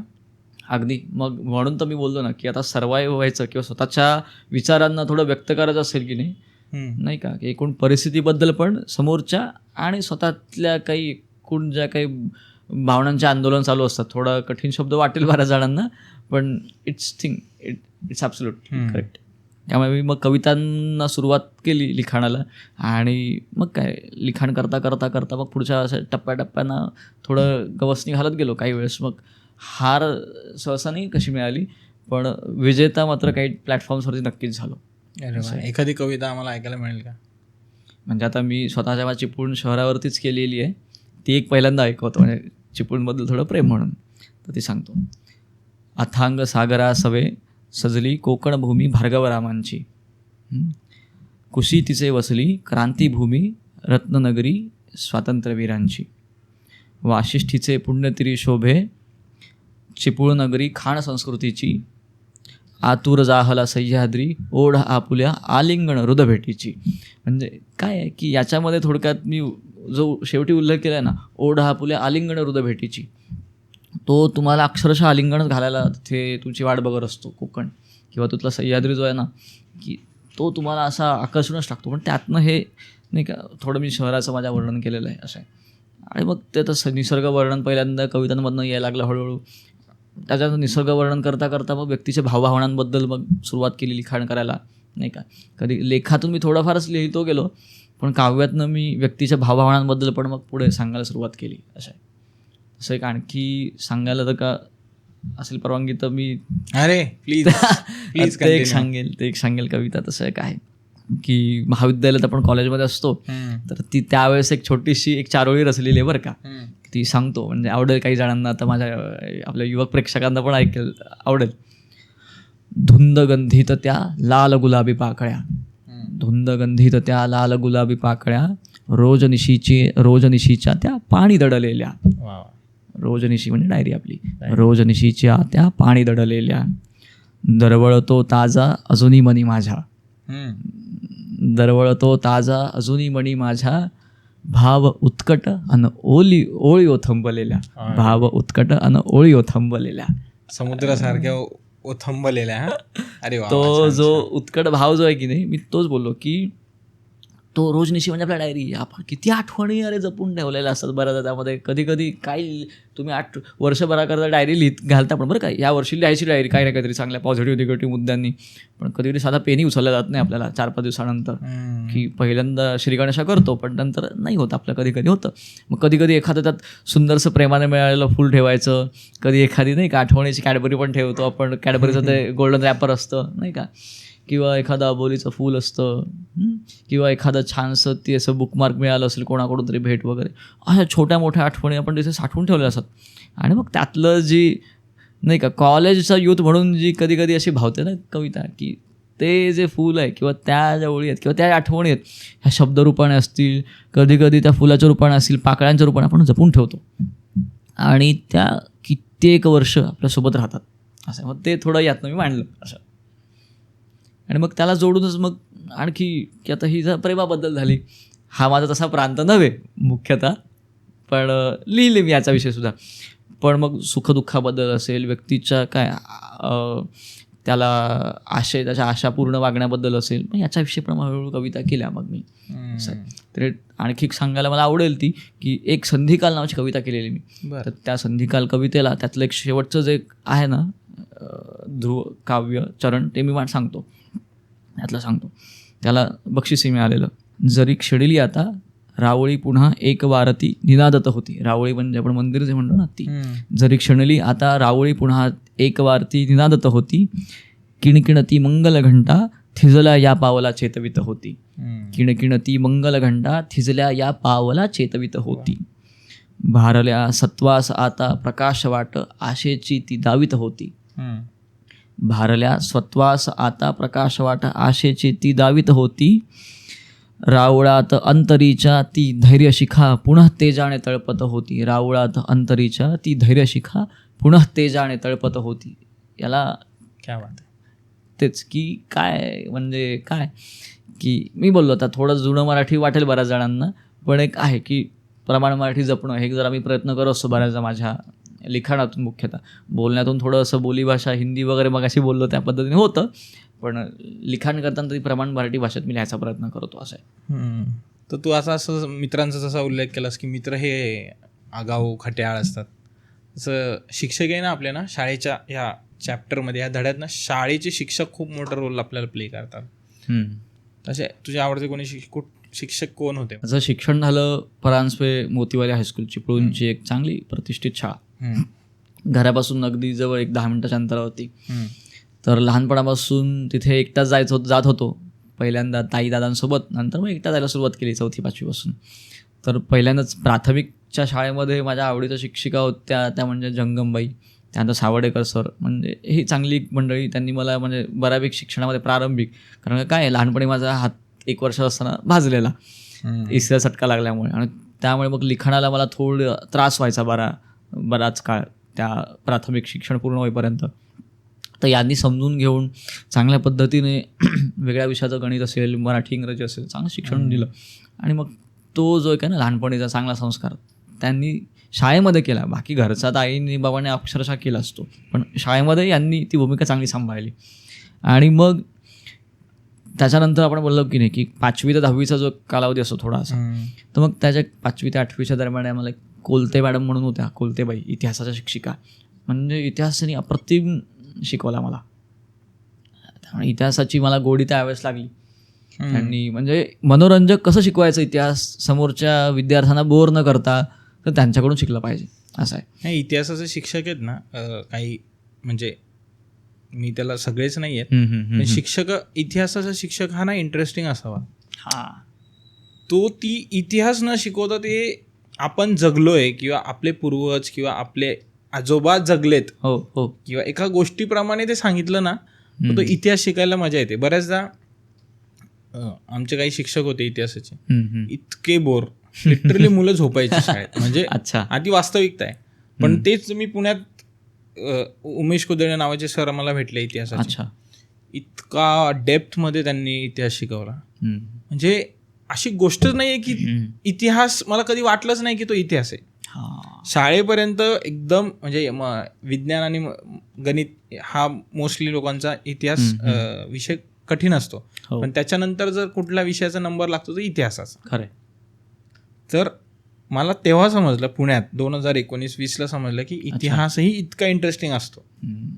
आणि हा इतिहासच खरा आपल्याला, मला असं वाटतं की जगण्याला पण एक मोटिवेट करतो. कारण ना उमेश कुदळे सर काय म्हणतात की इतिहास तुम्हाला मागचं नाही शिकवत, पास्ट नाही शिकवत, इतिहास तुम्हाला प्रेझेंटही शिकवतो आणि फ्युचरही शिकवतो. खरं. म्हणजे जसा कोरोना व्हायरस आला तर त्याच्या 100 वर्ष आधी प्लेगही आला होता किंवा एखादा दुसरा आजार आला होता. मग तो त्याच्या 100 वर्ष कुठला आधी आजार आला होता का? खरं. हे इतिहास शिकवतो. आणि ह्याच्यानंतर भविष्यात काय होऊ शकतं ह्याचा अंदाज आपण लावू शकतो. जसं महाराष्ट्रात मधल्या काळात काही घडामोडी घडल्या, काही लोक दुसऱ्या पक्षासोबत गेली किंवा काही लोक आली, तर ह्याच्या आधीही कुठल्या तरी गव्हर्नमेंटमध्ये असं झालं होतं का? हा इतिहासच झाला ना. ह्याच्या एक भारत स्वातंत्र्य झाल्यानंतर अशी घडामोडी झाली होती का? झाली होती. आणि त्या आजची जी विरोधक पार्टी आहे त्यांच्यासोबत तसं झालं होतं, त्याच पार्टीतल्या एका व्यक्तीने तसं केलं होतं.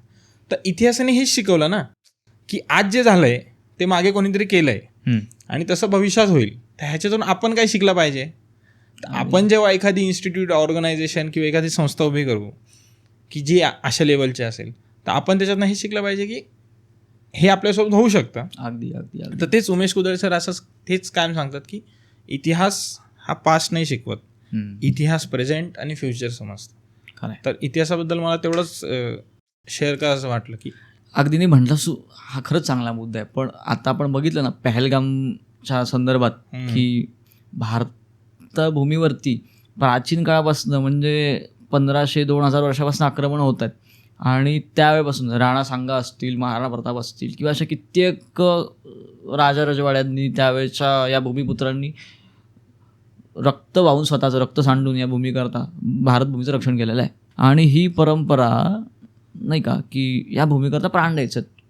मग हा जो इतिहास आहे ना, हा रंजकपणे आजच्या पिढीला सांगणं. का सांगणं? कारण का आजही आपण बघितलं ती पहलगामची घटना जी घडली ना, ती याचं ताजं उदाहरण आहे की इतिहासा कधी तुम्हाला पाठी पडून देत नाही किंवा इतिहासाची पुनरावृत्ती होत असते. नाही, पण मला ना एक, जसं मी म्हटलं ना सरांनी सांगितल्याप्रमाणे, इतिहास भारतात इतिहास मला जेवढा इतिहास कळला थोडा 0.0001 तर इतिहासात हेच आहे की कायम भारतवर्ष, भारतखंड, भारत जे पण ज्या प्रांतातील ज्या लोकांची भाषा आहे, आजचा भारत, या भारतावर कायम आक्रमण झालेत. आणि हा भारत तेव्हाही उभा होता, कालही उभा होता, आजही उभा आहे. आणि कितीही आक्रमणं झाली समोरच्या विरोधकांकडनं तरी भारत तितक्याच भविष्याने ताकदीने उभं राहिलं, ह्याच्यावर मला सर्व म्हणजे 100% गॅरंटी. म्हणजे हा आता जो बोलतोयस ना, हा तुझ्यातला नव्या भारताचा युवक बोलतोय. हे जो आत्मविश्वासू आहे, जो स्वतः कष्ट करतोय, काम करतोय, शिकतोय आणि भारताला पुढं त्यांचा विचार करतोय. बघ ना, युद्ध चालू होतं तिकडे पाकिस्तानमध्ये, काय झालं किंवा काय नाही झालं त्याच्यात आपलं घेणं देणंच नाही. पण तो बेल्ट सोडला एक बॉर्डरचा, तर कुठेच त्याचा इम्पॅक्ट नाही झाला. हे किती महत्वाचं आहे. हा खरं आहे. कारण युद्ध म्हटलं की भल्याभल्यांना घाम फुटतो. 100% म्हणजे बापरे, तिथे युद्ध चालू आहे. म्हणजे भारतातल्या लोकांना, म्हणजे आपण त्याच्यासाठी एक्सपर्ट नाही आहेत बोलण्यासाठी, एक विषय निघाला म्हणून मी इतिहासच्या रिलेटेड सांगतोय की तिकडे पॅलेस्टाईनमध्ये जे झालं त्या तिकडे युद्ध म्हणजे तो तर आपल्या भारताचा काही संबंधच नाहीये. बरोबर. तिथे युद्ध झालं तर भारताच्या लोकांना घाम फुटला. हे तर भारतासोबत युद्ध झालंय. म्हणजे किती शिकण्यासारखं ह्याच्यातनं. हेच कायम म्हणजे इतिहास हाच मला कळला की पास्ट नाही, प्रेझेंट आणि फ्युचर शिका. मागचं बघा, म्हणजे आपण नाही का कधी कधी नाही आठवत असं पेपरला पण मागे वळून बघायचं. आपण इथे चांगल्या अर्थाने बघायचंय काळाच्या तेव्हा कसं हिंट लागली, अरे हा पूर्ण आन्सर. कधी कधी हे एक हिंट आपल्याला पूर्ण आन्सर लिहायला प्रेरित करते. म्हणजे बघितलंच ना, हाच इतिहास आहे. खरंय. म्हणजे काय आहे की आपल्या पूर्वजांनी महाराणा प्रताप असतील, छत्रपती शिवराय असतील, राजा कृष्णदेवराय असतील, सम्राट अशोक असतील, यासारख्या लोकांनी या भूमीवर आक्रमण करायला आलेल्या काय व्यक्तींना किंवा तिथल्या परकीयांना धूळ चारली. ठीक आहे. आणि याच परंपरेला जोडून की आम्ही या परंपरेचे भाग आहोत, भारतीय सैनिकांनी धीरोदात्तपणे पेहलगाममध्ये ज्या नीच पद्धतीने आमच्या काय मातांचं सिंदूर उजाडलेलं ते मिशन सिंदूर पूर्ण करून त्यांनी तिथल्या परकीय शत्रुभूमीच्या सैन्यांचं अक्षरशः धुळधाण उडवलेली आहे. म्हणजे बोलतात की नाही की तुमची परंपरा जपणारे आज भूमिपुत्र इतिहास जपणारे सैन्य भारताला लाभलेलं आहे. का कुठली भूमी विजयी होणार नाही सांगा मला याच्यामध्ये? का आमच्या लोकांना, आम्हा भारतीयांना आमच्या सैन्यावरती प्रेम वाटेल, ते आमचं आदर वाटेल नाही का? म्हणून मी निवांत का झोपतोय ज्या दिवशी मिशन सिंदूर चालू होतं?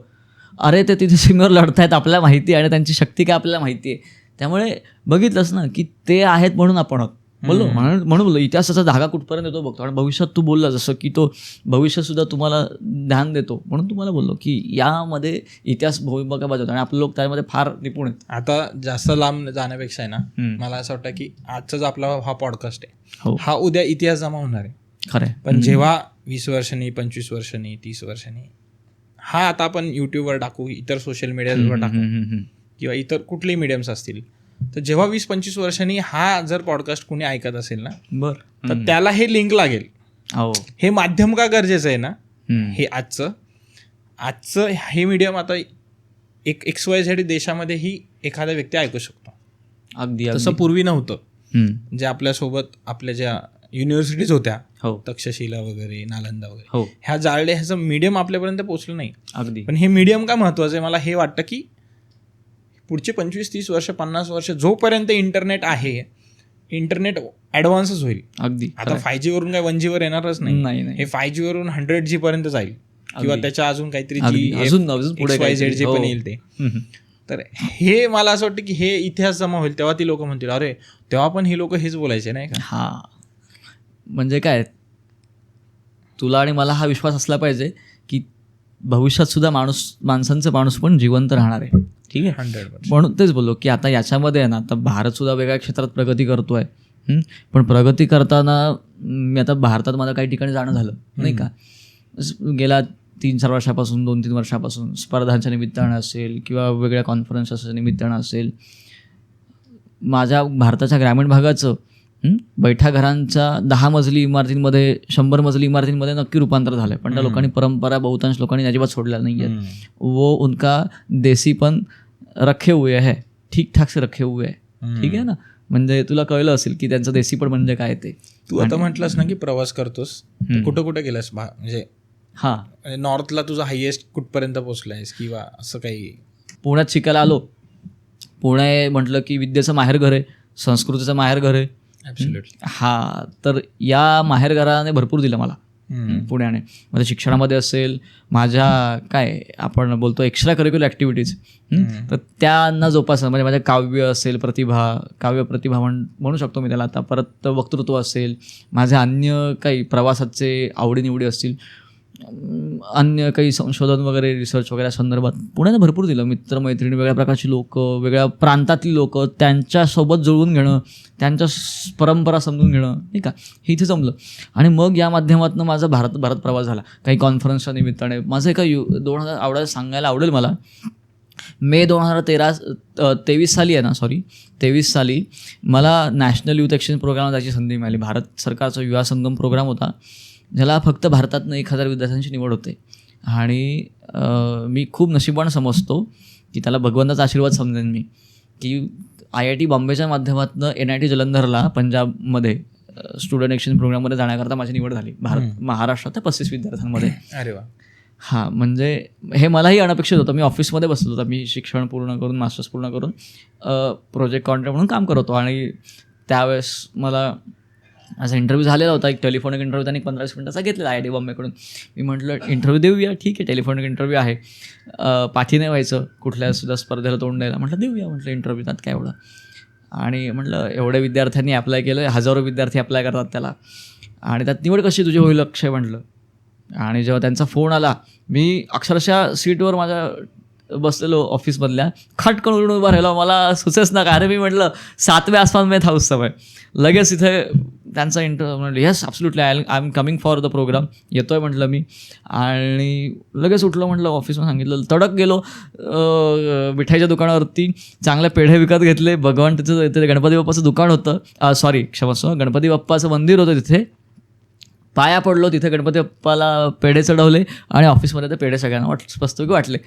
हा जो आनंद आहे ना, हा अप्रतिम होता. आणि त्याच्यानंतर मग जो प्रवास आहे की नाही, तुला म्हटलं की पुण्याहून, चिपळूणातला मुलगा पुण्याला, पुण्यातून IIT बॉम्बेमधून NIT जलंधरला, आणि मग पंजाबमध्ये पहिल्यांदा मी गेलो. तिथे पंजाबमधलं तिथले श्री हरमंदिर साहिब असेल, तिथला गुरुद्वारा जो आहे मुख्य आपला अमृतसरमधला, तो बघणं असेल, वाघा अठारी बॉर्डर असेल, तिथलं पंजाबची संस्कृती म्हणजे काय, दशगुरूंचं तिथलं स्थान काय, तिथले पंजाबी लोकांचं जो पंजाबीपण जो होता है ना, वो क्या होता है, उनका खाना क्या होता है, त्यांचं ते दाल मखणी, लस्सी वगैरे काय काय असं. म्हणजे महाराष्ट्रात मी एवढा लस्सीचा ग्लास बघितला आहे, त्यांच्याकडे दुप्पट लस्सीचा ग्लास असतो आपल्यापेक्षा.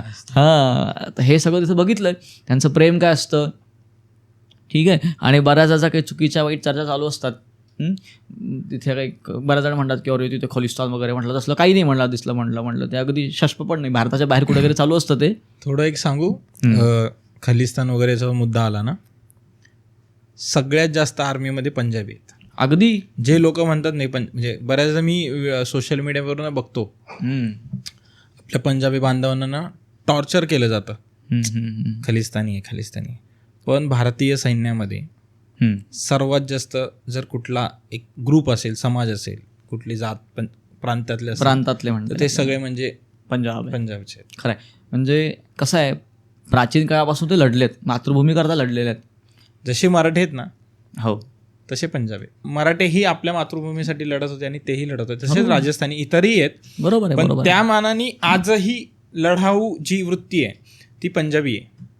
शीख समुदायातले पंजाब, सिंधू, गुजरात, मराठा, द्राविड, उत्कल, बंग आपल्याला राष्ट्रगीतातच ते दिलेलं आहे. त्यामुळे काय, बरेच जण तर हल्ली प्रांतभेद करतात की अरे वो पंजाब अलग है, राजस्थान अलग है, वो आसाम गुवाहाटी अलग है, तमिळनाडू अलग है, महाराष्ट्र अलग है. संपूर्ण काही वेगवेगळं नाही आहे, सगळे एकच आहेत. महाराष्ट्र म्हणून वेगळं राष्ट्र, तमिळनाडू म्हणजे देश म्हणून स्वतंत्र देश, असं काही नाही आहे. आम्ही सगळे संस्कृतीने, वेगळ्या परंपरांनी एकत्र जोडलेलं गेलो आहोत, ठीक आहे. म्हणजे तिथल्या काय, कामाख्या मातेच्या दर्शनाकरता आसाममधल्या आमचा महाराष्ट्रातला भाविक जातोच, ठीक आहे. हिंगलाज मातेच्या दर्शनाकरता तिथला ओडिशामधला, बिहारमधला व्यक्ती किंवा बंगालमधला व्यक्ती जातोच बरं का, शक्तिपीठ म्हणून. त्यामुळे मी त्या प्रांतात का जाऊ, तिकडे तर त्यांचा देश असं काही नाही आहे, देश वगैरे काही नाही, ते एकच राज्य आपलं आहे, एकच अखंड भारत आहे. आणि ह्याच्यातनं ते सगळी सुंदर परंपरा भारताची नाही आलेली आहे. मी तसेच बोललो की माझा जो प्रवास झाला की नाही, यावर्षी माझा भारताचा चतुष्कोण पूर्ण झाला. मी नशीब पूर्ण समजतो. मुंबई, दिल्ली, गुवाहाटी आणि मदुरई. तू साऊथला गेलेलास, भारताच्या दक्षिण भागात, दीड महिन्यात हा प्रवास झाला माझा. गुवाहाटी. काय अनुभव काय होता दक्षिण भारतातला, कसं वाटलं? मुख्य सांगायचं म्हटलं तर मिनिस्ट्री ऑफ सायन्स, भारत सरकारचं विज्ञान मंत्रालय आणि विज्ञान भारती, तर त्या दोन संस्था संघटनांच्या माध्यमातून आणि केंद्र सरकारच्या माध्यमातून कॉन्फरन्स आयोजित केली जाते दरवर्षी, ISF नावाची, इंडिया इंटरनॅशनल सायन्स फेस्टिवल. 50-60 हजार जण अप्लाय करतात, सायंटिस्ट, रिसर्चर्स, विद्यार्थी वगैरे, आणि त्यातल्या 4 ते 5 हजारांची निवड होते. आणि सुदैवाने माझी त्यात फेब्रुवारीमध्ये सुद्धा निवड झालेली, फरीदाबादला ISF 2024च्या जानेवारी 2024ला आणि नोव्हेंबर 2024ला वर्षातनं एकदा होतं. तर त्यावेळेस नोव्हेंबरला मला जायची संधी मिळाली. तर महाराष्ट्रातून माझी आणि काही माझ्या मित्रांची निवड झालेली, तरुण मित्रांची. तर आम्ही मग तिकडे गुवाहाटीकरता IIT गुवाहाटीकरता निघालो. गुवाहाटीमध्ये आता आपण जातोच ॲकॅडमिक्स या सगळ्या विषयाकरता, कॉन्फरन्स करता 5-6 दिवस. तर जायला इथून 2 दिवस लागले आम्हाला, कॉन्फरन्स करता 5-6 दिवस. ठीक आहे. मग तिथं आता गेलो आहे तर तिथल्या वातावरणाचा आनंद घेतला पाहिजे, तिथलं जाणून घेतलं पाहिजे. अरे आसाममध्ये पहिल्यांदा आलो आहे, भारताचा अतिपूर्वेकडचा भाग आहे सगळा. तर मग तिथलं कामाख्या माता मंदिर असेल, शिलाँग मेघालयमध्ये आहे शिलाँग व्हॅली, हां शिलाँग वगैरे सगळं. तर तो सगळा परिसर तिथे बघितला आहे की अरे आसामी भाषा म्हणजे काय असतं, तिथलं खाणं कसं असतं. तिथलं खाणं पण विशेष आहे बरं का. म्हणजे मला कोकणासारखंच खाणं वाटलं, वातावरण पण कोकणासारखंच आहे. कारण ते म्हणजे जेवढा माझा थोडाफार अभ्यास आहे, जॉग्राफिकल कोकणाशी साम्य आहे. कारण जी पाऊस जेव्हा पडतो ना तेव्हा एक जी वेव आहे ती आपल्या कोकणात येते आणि खालून श्रीलंकेच्या खालनं जी वेव जाते ती ओडिशाच्या वरून, ती अशी बांगलादेशच्या वरून आपल्या मेघालयात. 2 शहरं ती नाही का, मौसिनराम आणि चेरापुंजी आणि मौसिनरामला जास्त पाऊस पडतो आणि त्याच्यामुळे तुला असं वाटलं की कोकण आणि तो भाग साम्य आहे. कारण पाऊस सेम पडतो, खरं आहे. जवळपास दिवसांचा थोडाफार फरक आहे, पण तेवढाच पाऊस पडतो. कारण भारतातला सगळ्यात जास्त पाऊस इथे पडतो. तुला माहिती आहे का, म्हणजे मी पहिल्यांदा अनुभवलं की तिकडे सकाळी म्हणजे पहाटे 4:30-5ला आहे ना लख्ख प्रकाश असतो, सूर्यप्रकाश. 2 तासाचा फरक आहे. आणि संध्याकाळी 4-4:30ला मिट्ट काळोख, 5 वाजेपर्यंत मिट्ट काळोख झालेला असतो, काही दिसत नाही. म्हणजे आमच्याकडे कोकणात 7-8 वाजता जसा काळोख होतो की नाही का आपल्या पुण्या मुंबईला वगैरे, तसा तिकडे 4:30-5ला काळोख होतो. म्हणजे अरे म्हणलं आमचं टाइम टेबल आम्हाला थोडं सेट व्हायला 1-2 दिवस लागले नाही का, की तिथल्या वातावरण अरे एवढा लवकर झोपायचं का असं नाही का. म्हणजे तुमची झोप ती आपोआप येते मग 8-9 वाजता असं आहे. नाही यार, भारत दर्शन म्हटलं की नाही ह्या गोष्टी आपल्याला खूप अट्रॅक्ट. आणि मला एक म्हणजे वैयक्तिक इथं आत्ता पॉडकास्टवरती आपण आहोत, बोलतो, छान गप्पा मारतो, तसं नक्की सांगायला आवडेल की म्हातारपणी तीर्थाटन कधीच करू नये किंवा देश फिरायला जाऊ नये. देश कधी फिरावा तुमचा, चांगले भारतात रेल्वेच्या सुविधा छानशी उपलब्ध आहे आपल्याकडे, वेगळे विमानसेवा आहे स्वतःची, सगळे. म्हणजे तुम्हाला काय आता व्यक्ती काय बऱ्याच जण म्हणाल की मी सामान्य वगैरे, असं काही नाही. सामान्य पद्धतीने तुम्हाला प्रवास करायला वाहतूक सुविधा उपलब्ध आहेत, रेल्वे त्याच्याकरता उत्तम पर्याय आहे.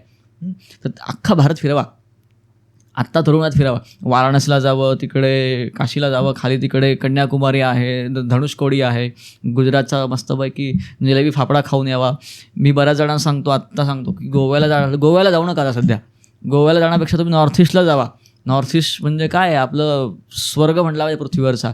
तो अरुणाचल प्रदेश इकडे गेलं पाहिजे, खाली आसामला गेलं पाहिजे, नागालँड, मणिपूर, मिझोराम इकडे. कारण का तिकडे इतक्या प्रकारच्या ट्रायबल्स आहेत, त्यांचे सण उत्सव आपल्या फार वेगळे आहेत.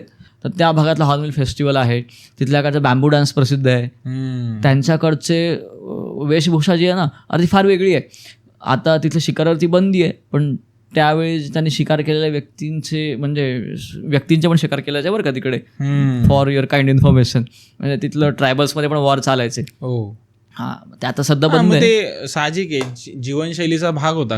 आक्रमण ते त्यांना असं वाटतच नव्हतं. आता जसं आपलं वॉर झालं तसं ते त्यांना वाटत असेल की हे माझ्या एरियामध्ये आक्रमण करतात. आणि ते अगदी सामान्य पद्धतीने जगायचे. आत्ता कुठे स्वातंत्र्य आपल्या भारताला मिळाल्यापासून ते जरा व्यवस्थित नेहमीचं जीवन जगतात शहरी पद्धतीचं. अजूनही बऱ्याच ट्रायबल्स आहेत ज्या त्यांच्या आणि आपण त्यांच्या परंपरांचा सन्मान ठेवला पाहिजे. प्रत्येक समाजाच्या जातीचा पंथाचा आपण ठेवलाच पाहिजे, काही त्याच्यात वादच नाही. पण त्यांना बऱ्याचदा काय आता एक दुर्दैवाने पण भारतामध्येच त्यांना कधी कधी चिडवलं जातं, चिंकी, पिंकी, चायनीज, नेपाळी, अरे चिनी म्हणून. हां, म्हणजे काय मला पण पहिल्यांदा वाटायचं अरे मी पण थोडा त्यांच्यातलाच एक होतो. पण मला जाणवायला लागलं ना, आमच्या चिपळूणला नागालँडच्या विद्यार्थिनींचं वसतिगृह आहे. तर त्या वसतिगृहात त्या 5वी-6वीच्या मुली, काही 10वीच्या ताई, कॉलेजच्या ताई वगैरे शिक्षण घेतात. 1000 किलोमीटर लांबून येऊन त्या चिपळूणसारख्या आमच्या शहरामध्ये शिक्षण घेत आहेत. तिकडे जनकल्याण समिती म्हणून एक संघटना आहे, तर त्यांच्या माध्यमातून तिकडे काम चालतं. तर तिथे आम्ही त्यांच्या रक्षाबंधनाच्या कार्यक्रमाला, मकर संक्रांतीच्या कार्यक्रमाला जायचो. तर तेव्हा तो तिथे अरे सगळा अनुभव मला घेता आला. आणि मग ते जे आहेत ना खाडकन डोळे उघडले, अरे आपण आपल्याच माणसांना म्हटलं नावं ठेवतो आणि मग त्यांच्यात ती का भावना येणार नाही. त्या अजूनही काही त्यांच्यातले म्हणजे वर्णन होती, ते विचारायचे आर यू फ्रॉम इंडिया म्हणून. म्हणजे ते स्वतःच्या राज्यांना वेगळं समजायचं आपल्यापासून. हम्म. आता ती भावना बऱ्याच अंशी कमी झालेली आहे. हम्म. म्हणून बोललो की गोवा अब छोडो, अब जाओ आसाम मेघालय घुमणे. हम्म. म्हणून north east, look at north east, ह्यात आपण तत्व ठेवलं पाहिजे. मध्ये ना मी एक मणिपूर का कुठल्या तरी राज्यातल्या एका नदीचा फोटो पाहिलेला. अच्छा. लिटरली तुला सांगतो ना, नावच नाही आठवते. एक ती बोट होती, बोटीवर एक माणूस उभा आहे आणि जे पाणी आहे ना ते काचेसारखं आहे बरं. आणि डिट्टो रिफ्लेक्ट होते. हो. इतकं, आणि तो एडिटेड अजिबात नव्हता, कारण मी त्या म्हणजे फोटो एडिट आहे करू आहे शकतो. आहे आहे. मेघालय आहे ते. मेघालय ते राईट. इतकी सुंदर आणि इतकी स्वच्छ निखळ, आणि सगळ्यात महत्वाचं त्या लोकांनी ते मेंटेन केलंय. खरंय. आणि मला असं वाटतं की त्याच गावातली मी ती व्हिडिओ बघत होतो ना, त्याच्यामध्ये ते लोक प्लास्टिकला अलाउडच नाही करत. अगदी अगदी. म्हणजे हे आहे की आपण बऱ्याचदा समजतो की हे फक्त ही 7 राज्य, 7 नाही आहेत, 8 राज्य, 8वा राज्य आपल्याला माहिती आहे. पंतप्रधानांनी आपल्याला चांगला शब्द दिला आहे. 7 सिस्टर्स नाही आहेत त्या, 8 राज्य. सिक्कीम पण 8वा राज्य, अष्टलक्ष्मी आहेत त्या. भारताच्या काय म्हणतो की या सुफळ संपन्नतेला एक चांगला आपण काय बोलतो मुकुटमणी जो बोलतात की नाही, तर या अष्टलक्ष्मीने तो मुकुटमणी दिलेला आहे. तर सिक्कीम हे भारतातलं पहिलं ऑर्गॅनिक राज्य आहे. होय होय होय. तिथे ऑर्गॅनिक शेती करणार, ऑर्गॅनिक शेती किंवा जे आपण बोलतो की नाही, जे आत्ता जगातल्या श्रेष्ठ पद्धतीच्या ज्या पर्यावरणविषयक गोष्टी चालतात की नाही, तर त्या सिक्कीममध्ये आहेत. म्हणजे प्रत्येक यूथने ॲटलिस्ट तुम्ही आहात, फिरू शकता चांगलं, तेव्हा सिक्कीम नक्की बघून या. सिक्कीममधल्या तिथले प्रकल्प कसे चालतात, तिथल्या लोकांच्या सवयी काय आहे, तिथले उद्योगधंदे कसे चालतात, नाही का, ऑर्गॅनिक ह्या विषयाला धरून, तर ते आपण नक्की अनुभवा. म्हणजे आता आपला एकंदरीत भारताच्याच एकंदरीत आपला म्हणजे कोकणातून आपण नॉर्थ ईस्ट कडे गेलो, भारत भ्रमण थोडं फिरून दक्षिण भारत थोडा राहिला आपला, पण ठीक आहे. ठीक आहे. म्हणजे मी पर्सनली दक्षिण भारताबद्दल ना मला खूप कमी माहिती आहे. हो. कारण मी जम्मू काश्मीर वैष्णोदेवीपासून ते इकडे बरंच फिरलोय ना, म्हणजे उत्तर नॉर्थला खूप फिरलोय, दक्षिणेत कधी जाणं झालं नाही. अगदी अगदी. किंवा तसा प्रसंगच नाही आला. पण सुंदर आहे बरं का दक्षिण भारत, पण आहे ना अप्रतिम आहे. भारताचा प्रत्येक कोना मी म्हणतो ना, हम्म. असं वरती बघितलं की आपल्याला बर्फ दिसेल, खाली बघितलं की समुद्र दिसेल, आणि कडेला तिकडे वाळवंट, तिकडे वाळवंट, इथं परत जंगल, इकडे पाऊसच. सुंदरबन. हा खरंय. बघ ना, सुंदरबन जगातला सगळ्यात मोठा पाणथळ प्रदेश, अगदी अगदी खरं, एक भाग आपल्या भारताकडे. किती मोठी गोष्ट आहे ना. म्हणजे फक्त मला माहिती आहे पाणथळ प्रदेश म्हणजे काय, पण तो कधी बघायला भेटेल.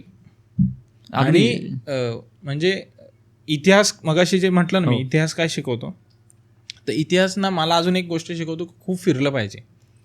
कारण चीनमधून ह्युसांग जे पण त्याचं प्रोनाऊन्सिएशन, युआन स्वांग जे पण आहे, आमच्या गरीबाच्या ह्युनसंग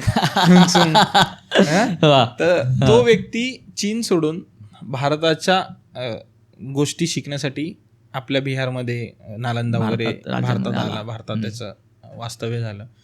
तर तिथून जर ते लोक भारतात येऊ शकतात, तर आपण भारतीय असून आपल्याला भारत होणारच नाही.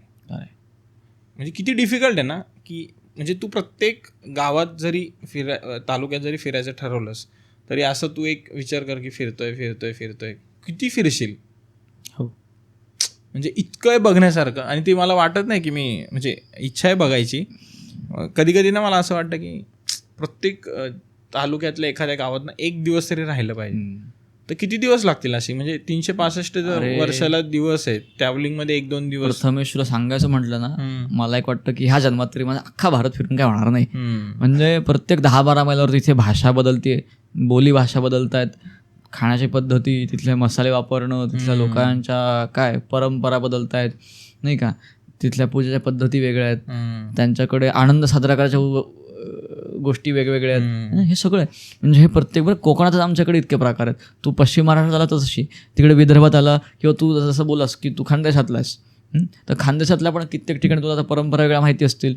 तसं गुजरात आहे. भारतात एवढे 28-29 राज्य आहेत आपल्याकडे. अगदी तिकडे त्या अंदमान निकोबार आहे, लक्षद्वीप आहे आपलं, तिकडे तर अजून जायचं आहे. म्हणजे इच्छा माझी पण आहे की अरे तिकडे जावं. आता मालदीव नाही, लक्षद्वीप. हाँ, तर हे आहे की नाही, की इथे पण जायचं आहे आपला. पहिले अपना देश देखो, फिर दुनिया देखेंगे पुरी. तर हे आहे की मी संपूर्ण भारतात फिरायचं हे ठरवलं आहे, की माझं तारुण्य याच्यात मी घालवणार, शिक्षण आणि प्लस भारताचं पर्यटन असं आहे. अजून एक गोष्ट मला आठवते ना, म्हणजे हे सगळं हे जे मी आता जे बोलतोय ना, हे सगळं माझ्या गेल्या 3-4 वर्षाचा थोड्याशा नॉलेज जे मला मिळालंय, तेच आहे. इतिहास पुन्हा मी म्हणजे कदाचित बोर होईल इतिहास पण इतिहास पुन्हा हे शिकवतो की फिरलं का पाहिजे. तर तुमचं ना नॉलेज जेवढं तुम्ही वाचून किंवा बघून किंवा युट्यूबवरती आपण ना बघतो की चला मणिपूर जाऊ, तर युट्यूबवर जातो मणिपूरला काय फिरण्यासारखं. पण जर ॲक्च्युअल आपण फिरलं ना तर जेवढं पुस्तक किंवा मोबाईल आज त्याच्यात पुस्तकाच्या समोर असा खांद्याला खांदा लावून आपला मोबाईल उभा आहे, तर पुस्तक किंवा मोबाईल किंवा संभाषण जेवढं आपल्याला शिकवत नाही ना माणसं, शिकवत इन द सेन्स फक्त अनुभवानी नाही तर नॉलेजनी पण, तर तेवढं फिरून आपल्याला नॉलेज येतं. म्हणजे we are accepting everything which is good. Bharat सगळ्या चांगल्या गोष्टींना आणि भारतीय आपण सगळ्यांना स्वीकारतो बरं का. जे जे उत्तम उदात्त मंगल महन मधुर तेथे ते जे जे जगातलं भारी की नाही ते भारताने स्वीकारलेलं आहे. ठीक आहे. म्हणजे त्या काही आता भारत काही चांगल्या प्रकारचं संगीत आहे, चांगल्या प्रकारच्या परंपरा ज्या पश्चिमात्य राष्ट्रांकडून आलेल्या आहेत. मला म्हणजे तुला लिटरली मी ना कॉलेजला असताना एक प्रोजेक्ट केला होता. प्रोजेक्ट म्हणजे कॉलेजला प्रत्येक कॉलेजला इव्हेंट होतो. अच्छा. ॲन्युअल फंक्शन होतं ना, तर त्या इव्हेंट आमच्या कॉलेजमध्ये असं होतं की इव्हेंटला नाव द्यायचं आणि ती थीम ठरवायची. अच्छा. त्याच्यासाठी कॉम्पिटिशन होते. तर मी लॉश इंडिया नावाचं एक म्हणजे मी त्याचा अर्थ सांगतो. लॉश इंडिया नावाची थीम डिसाईड केली. अच्छा, बरं. तर लॉशनचा कुठल्या तरी लॅटिन का कुठल्या तरी स्पॅनिश असं कुठल्या तरी भाषेत अर्थ होतो इनक्रेडिबल. बरं. आणि इंडिया लॉश इंडिया असं होतं ते, लॉश इंडिया, तर ते इनक्रेडिबल इंडिया असं होतं. अच्छा. तर ती माझी थीम मी ठरवली होती आणि त्याचा फर्स्ट प्राईज मिळालं होतं. काही गोष्टी टेक्निकल एरर्समुळे ती थीम त्या वर्षी अप्लाय नाही करता आली. बरं. पण त्याला फर्स्ट प्राईज मिळालं, आम्हाला बक्षीस वगैरे पण मिळालेलं. आणि तेव्हा जेव्हा मी तो प्रोजेक्ट मी विचार करत होतो ना असंच की काय करता येईल, तर तेव्हा मला ही संकल्पना, अरे भारतात काय नाही आहे यार, सगळं आहे ना, खरं आहे. काय पाहिजे तुला, धर्म, कुठला धर्म पाहिजे तुला, फक्त नाव सांग. ख्रिश्चन, पारसी, शीख, हिंदू, बौद्ध, कुठला राहिलाय, तुला कुठली जमात पाहिजे, आदिवासी जमात ती आहे, तुला कुठलं खाद्यपदार्थ, सगळं आपण मसाले तर आपणच ह्या वेस्टर्न युगाला तर मसाले काय असते हे आपण त्यांना शिकवले. बरोबर आहे. आज IT म्हणशील तर IT आज आपण प्रोव्हाइड करतोय. US सारखा देश फक्त IT वर आपल्याशी थोडा तो खेचून धरतोय. भारत त्याला एका स्ट्रॉंग होल्डवर आहे. म्हणजे काय आहे ना, काय पाहिजे अजून काय असं ना की भारतात काय आद्य ओंकार ध्वनी घुमला की आद्य जगातलं साहित्य समाजात वेद ते निर्मिती झाले, इथे वेगळे पंथ निर्माण झाले, इथेच वेगळ्या प्रकारच्या भाषा असतील, संस्कृत आहे, प्राकृत आहे, पाली आहे, नृत्य, शास्त्र, विज्ञान, खगोल, स्थापत्य, परत काय अजिंठा वेरूळसारखी लेणी, त्या चन्नकेशव मंदिरासारखं उत्तम मंदिर, इतक्या प्रकारच्या विविधतेने भरलेला भारत आहे. हा फक्त अनुभवायचा बाकी. आणि यूथ म्हणून तुम्ही व्यक्त व्हा, बोलते व्हा, इथल्या परंपरांचा अनुभव घ्या, त्या परंपरा स्वतः पण जगा आणि इतरांना पण त्याचा अनुभव घेऊ द्या, नाही का. त्यांना नाही तर माझ्या कोकणात काय चाललं हे मी जर का सांगितलं नाही, मी फक्त त्या अमेरिकातल्या आणि युरोपमधल्या रॅप्सविषयी जर का बोलत राहिलो ना, तर किंवा त्यांच्यातल्या त्या बॉलरूम डान्सबद्दल, तर मला माझ्या स्थानिक परंपरांचा विसरच पडून जाईल रे. मी त्यांची स्वतःच्याच हाताने हत्या करून टाकेन, नाही का. म्हणून तू तुझ्या खानदेशातल्या परंपरांविषयी, बोलीभाषेविषयी तो अभिमानाने बोललं पाहिजे. ठीक आहे. तिथल्या बोलीभाषेत बोलणं, आपल्या खानदेशातला मित्र असेल तर, किंवा मी जर का राजस्थानचा तर राजस्थानविषयी बोलणं, नाही का, हे झालं पाहिजे, हे ओघाने आलं पाहिजे. मला भारतात सोडून इतर राष्ट्रांबद्दल अजिबात दुजाभाव नाही आहे. त्यांच्या चांगल्या परंपरा, त्यांच्या चांगल्या संस्कृती आपण अवश्य स्वीकारतोय आणि स्वीकारल्या पाहिजेत. नाही, भारत, मला असं वाटतं की भारत हा असा देश आहे ना की तो फक्त ॲक्सेप्ट करतो, लादत नाही आपण कोणावर. नाही, लादायचा तर विषयच नाही ना, पण ॲक्सेप्टन्स हा आपला खूप चांगला होल्ड आहे. म्हणजे IT हा आपला म्हणजे आजच्या युगातला असेल, IT हा आपला मूळ रक्तात नाही आहे, पण तरी ते आपण ॲक्सेप्ट केलं आहे आणि आज त्याच्यावर एक चांगल्या पोझिशनला बसलोय जगात. अगदी. म्हणजे कुठलाही धर्म बघ ना, बौद्ध धर्म आपल्या भारताच्या भारतखंडावरती जन्माला येतोय, बुद्ध विचार आहे, हो, जैन धर्म असेल, हिंदू धर्म आहे. म्हणजे नालंदासारख्या जर युनिव्हर्सिटीमध्ये किंवा विद्यापीठामध्ये, तसं सांगायचं म्हटलं तुला, हे आपल्या काय आपण एकामध्ये दुधामध्ये साखरेसारखं सगळं मिसळलं बरं का. भारतात सगळं आहे आणि जेवढं बोलेल तेवढं कमी आहे. अगदी. म्हणजे काय आजच्या पॉडकास्टमध्ये आपण बराच वेळ आज खरंच छान गप्पा केल्या, पण नाही का प्रत्येक विषयाला आपण हात घातलाय, पण नाही का म्हणजे फार वेळ खूप धावत पळत झालंय. असं नाही का फक्त आपण असं हाय अरे भाई म्हणजे एका दिवसात आपण रामराम भावणं एवढंच केलेलं आहे. माझी अशी इच्छा आहे ना की या पॉडकास्टच्या निमित्ताने की भारतीय संस्कृती हम्म. आणि प्रत्येक प्रांतीय संस्कृती अरे वा, अगदी. एक जातीय किंवा धार्मिक जातीय म्हणता संस्कृतीला येणार नाही पण एक हा म्हणजे नाही जात मी असं याच्यासाठी सांगतोय ना. अच्छा आता समजा माझी बडगुजर कास्ट अच्छा ठीक बरं आहे, तर ह्या जातीच्या वेगळ्या संस्कृती आहेत. हो हा जरी मी म्हणजे आपण खानदेशातला असेल तरी आमच्या बडगुजर समाजाची वेगळी. अगदी म्हणजे आपण एका वेगळ्या चष्म्याने आत्ताच्या काही काळापासून हा. बघतोय की अरे जात म्हणजे हे फक्त नाही, म्हणजे नाही, तसं प्रतिगामी नाही. लोक वगैरे नाही, आहे. नाही, तसं बरोबर नाही. बरोबर मुद्दा म्हणजे चांगला आता आहे. तुझी कास्ट मला माहित नाही कुठली आहे. म्हणजे आपण 2019 पासून सोबत आहे, पण अगदी, मला अगदी, आजपर्यंत अगदी, तुझी अगदी. कास्ट माहित नाहीये. हो, किंवा आहे. दर्शन होता तर हो. दर्शन ब्राह्मण होता, पण कधीच त्यांनी तो असं होल्ड नाही ठेवला. बरोबर किंवा पण सफी होता आपल्यासोबत. हो. सफी माहितीये तुला? नाही नाही नाही. अच्छा, तू गेल्यानंतर तो आला असेल. सफी म्हणून होता, पण तू मुस्लिम होता. अच्छा पण म्हणजे लिटरली मला ना सफीचा एक विशेष आहे ना हम्म. की तो कोल्हापूरचा मुस्लिम मावळा आहे. अरे वा अगदी आणि- अशांचीच हा, आपल्याला मुस्लिम मावळ्यांची आवश्यकता आणि आहे. त्याचा सगळ्यात विशेष ना त्याचा पन्हाळा जो किल्ला आहे, ते आज नगरपालिका आहे. पन्हाळा खूप मोठा किल्ला आहे. हो तर तिथं त्याचं काहीतरी आहे त्याचं रिलेशन. तर तो मुस्लिम मावळा आहे. आणि गणपतीत त्याचा एक विशेष असं ना, तो गणपती यायच्या 2 दिवस आधीपासून आपण आता पुण्यात तुला माहिती आहे किती धामधुमीचं हो, जीवन हो, असतं खरंय. गणपतीमध्ये. म्हणजे कोणालाच कोणासाठी वेळ नसतो असं खरंय, म्हणतो. खरंय, एका अगदी. गणपतीला दुसऱ्या गणपतीची वाट बघायला लागते. गणपती हा गेला की म्हणजे- तो गणपती, तो गेला की तो गणपती बाप्पा. तर तो मला सांगायचा, दादा गणपतीला काय, मग मिरवणुकीला काय आज हो कुठं जायचंय. बरोबर आहे. म्हणजे हे त्याच्यातनं मला खूप म्हणजे आपला जो फ्रेंड सर्कल आहे किंवा हेच मला असं वाटतं की भारताचं वैशिष्ट्य आहे. तेच बोल म्हणजे काय बोललं की आपली उपासना पद्धती जरी बदलली की नाही, काही कारणामुळे इतिहासामध्ये असेल की तुमचे काय पूजेची पद्धती बदलली पण तुम्ही तुमची मुळं विसरत नाही का.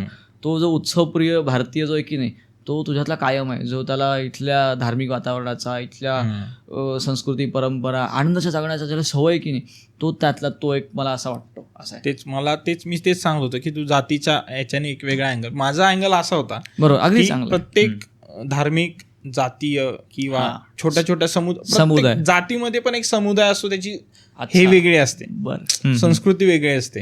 आता कोकणातलंच काही उदाहरण घेतलंस तर एक वाडी असते, हो त्या वाडीची वेगळी संस्कृती असते. अगदी अगदी म्हणजे बघ ना, प्रत्येक तू जेवढं क्लासिफाय करत जाशील ना तेवढं हो. ते डेप्थ मध्ये वाढत जाईल. तर माझी अशी इच्छा आहे ना की ऍटलिस्ट धार्मिक किंवा प्रांतीय हो जर आपल्याला संस्कृतीला टच करता आला. प्रत्येक जण त्या वातावरणात राहायला जाऊ शकत नाही. आता जसं मी एखादा पंजाबी असेल तर तो कोकणात शिमग्याला नाही येऊ शकत.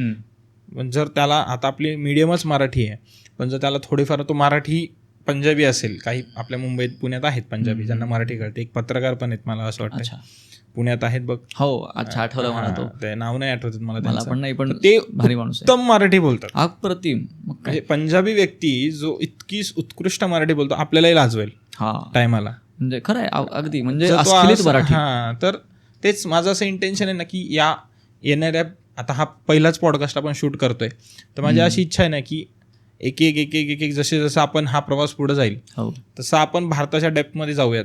अगदी अप्रतिम. आणि खरं आहे चांगलं आहे. म्हणजे थोडा हात, एवढा मी तेवढा नाहीये किंवा तू तेवढा एक्सपर्ट नाहीये, पण अगदी या पॉडकास्टच्या निमित्ताने मला तेवढंच सांगायचं होतं की जर आपल्याला थोडं टच करता आलं आणि सर्वसामान्य लोकांना काहीतरी देता आलं, या समाजाला आपल्याकडनं काही देता आलं, जेणेकरून ते भविष्यातल्या जे इतिहासात काय झालं हे त्यांना समजेल की आपले पूर्वज काय डिस्कस करायचे.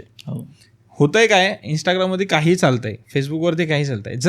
जर काहीतरी प्रोडक्टिव्ह पुस्तक तर कोणी वाचणार, मला वाटतच नाही की पुस्तक ही कन्सेप्ट राहील फक्त नावाला, की नाही का इतिहासात आपण म्हणायचो की ताडपत्रीवर लिहिलं जायचं. आपण नाही पाहिली ताडपत्री काय असते. टाइम कॅप्सूल आहे रे. म्हणजे हा सगळ्या गोष्टी आहेत ना. म्हणजे तुला एखादी जुनी कॅसेट सापडली ना, तर तुला अशी एखाद्या 60-70ची जोडी छान गझला वगैरे ऐकू येतात कधी कधी नाही का, आणि त्या तुझ्या इतक्या अशा भावून टाकतात.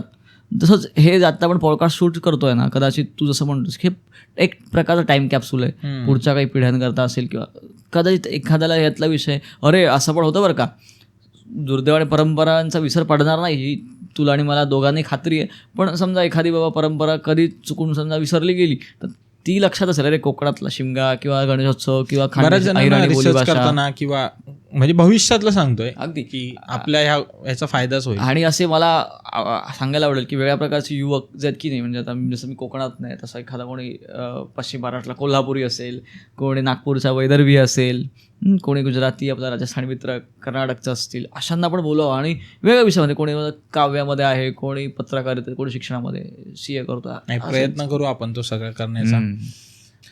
तर ह्याच नोटवरती आहे ना, ह्याच आपल्या आता इतक्या प्रोडक्टिव्ह गोष्टीवरती मला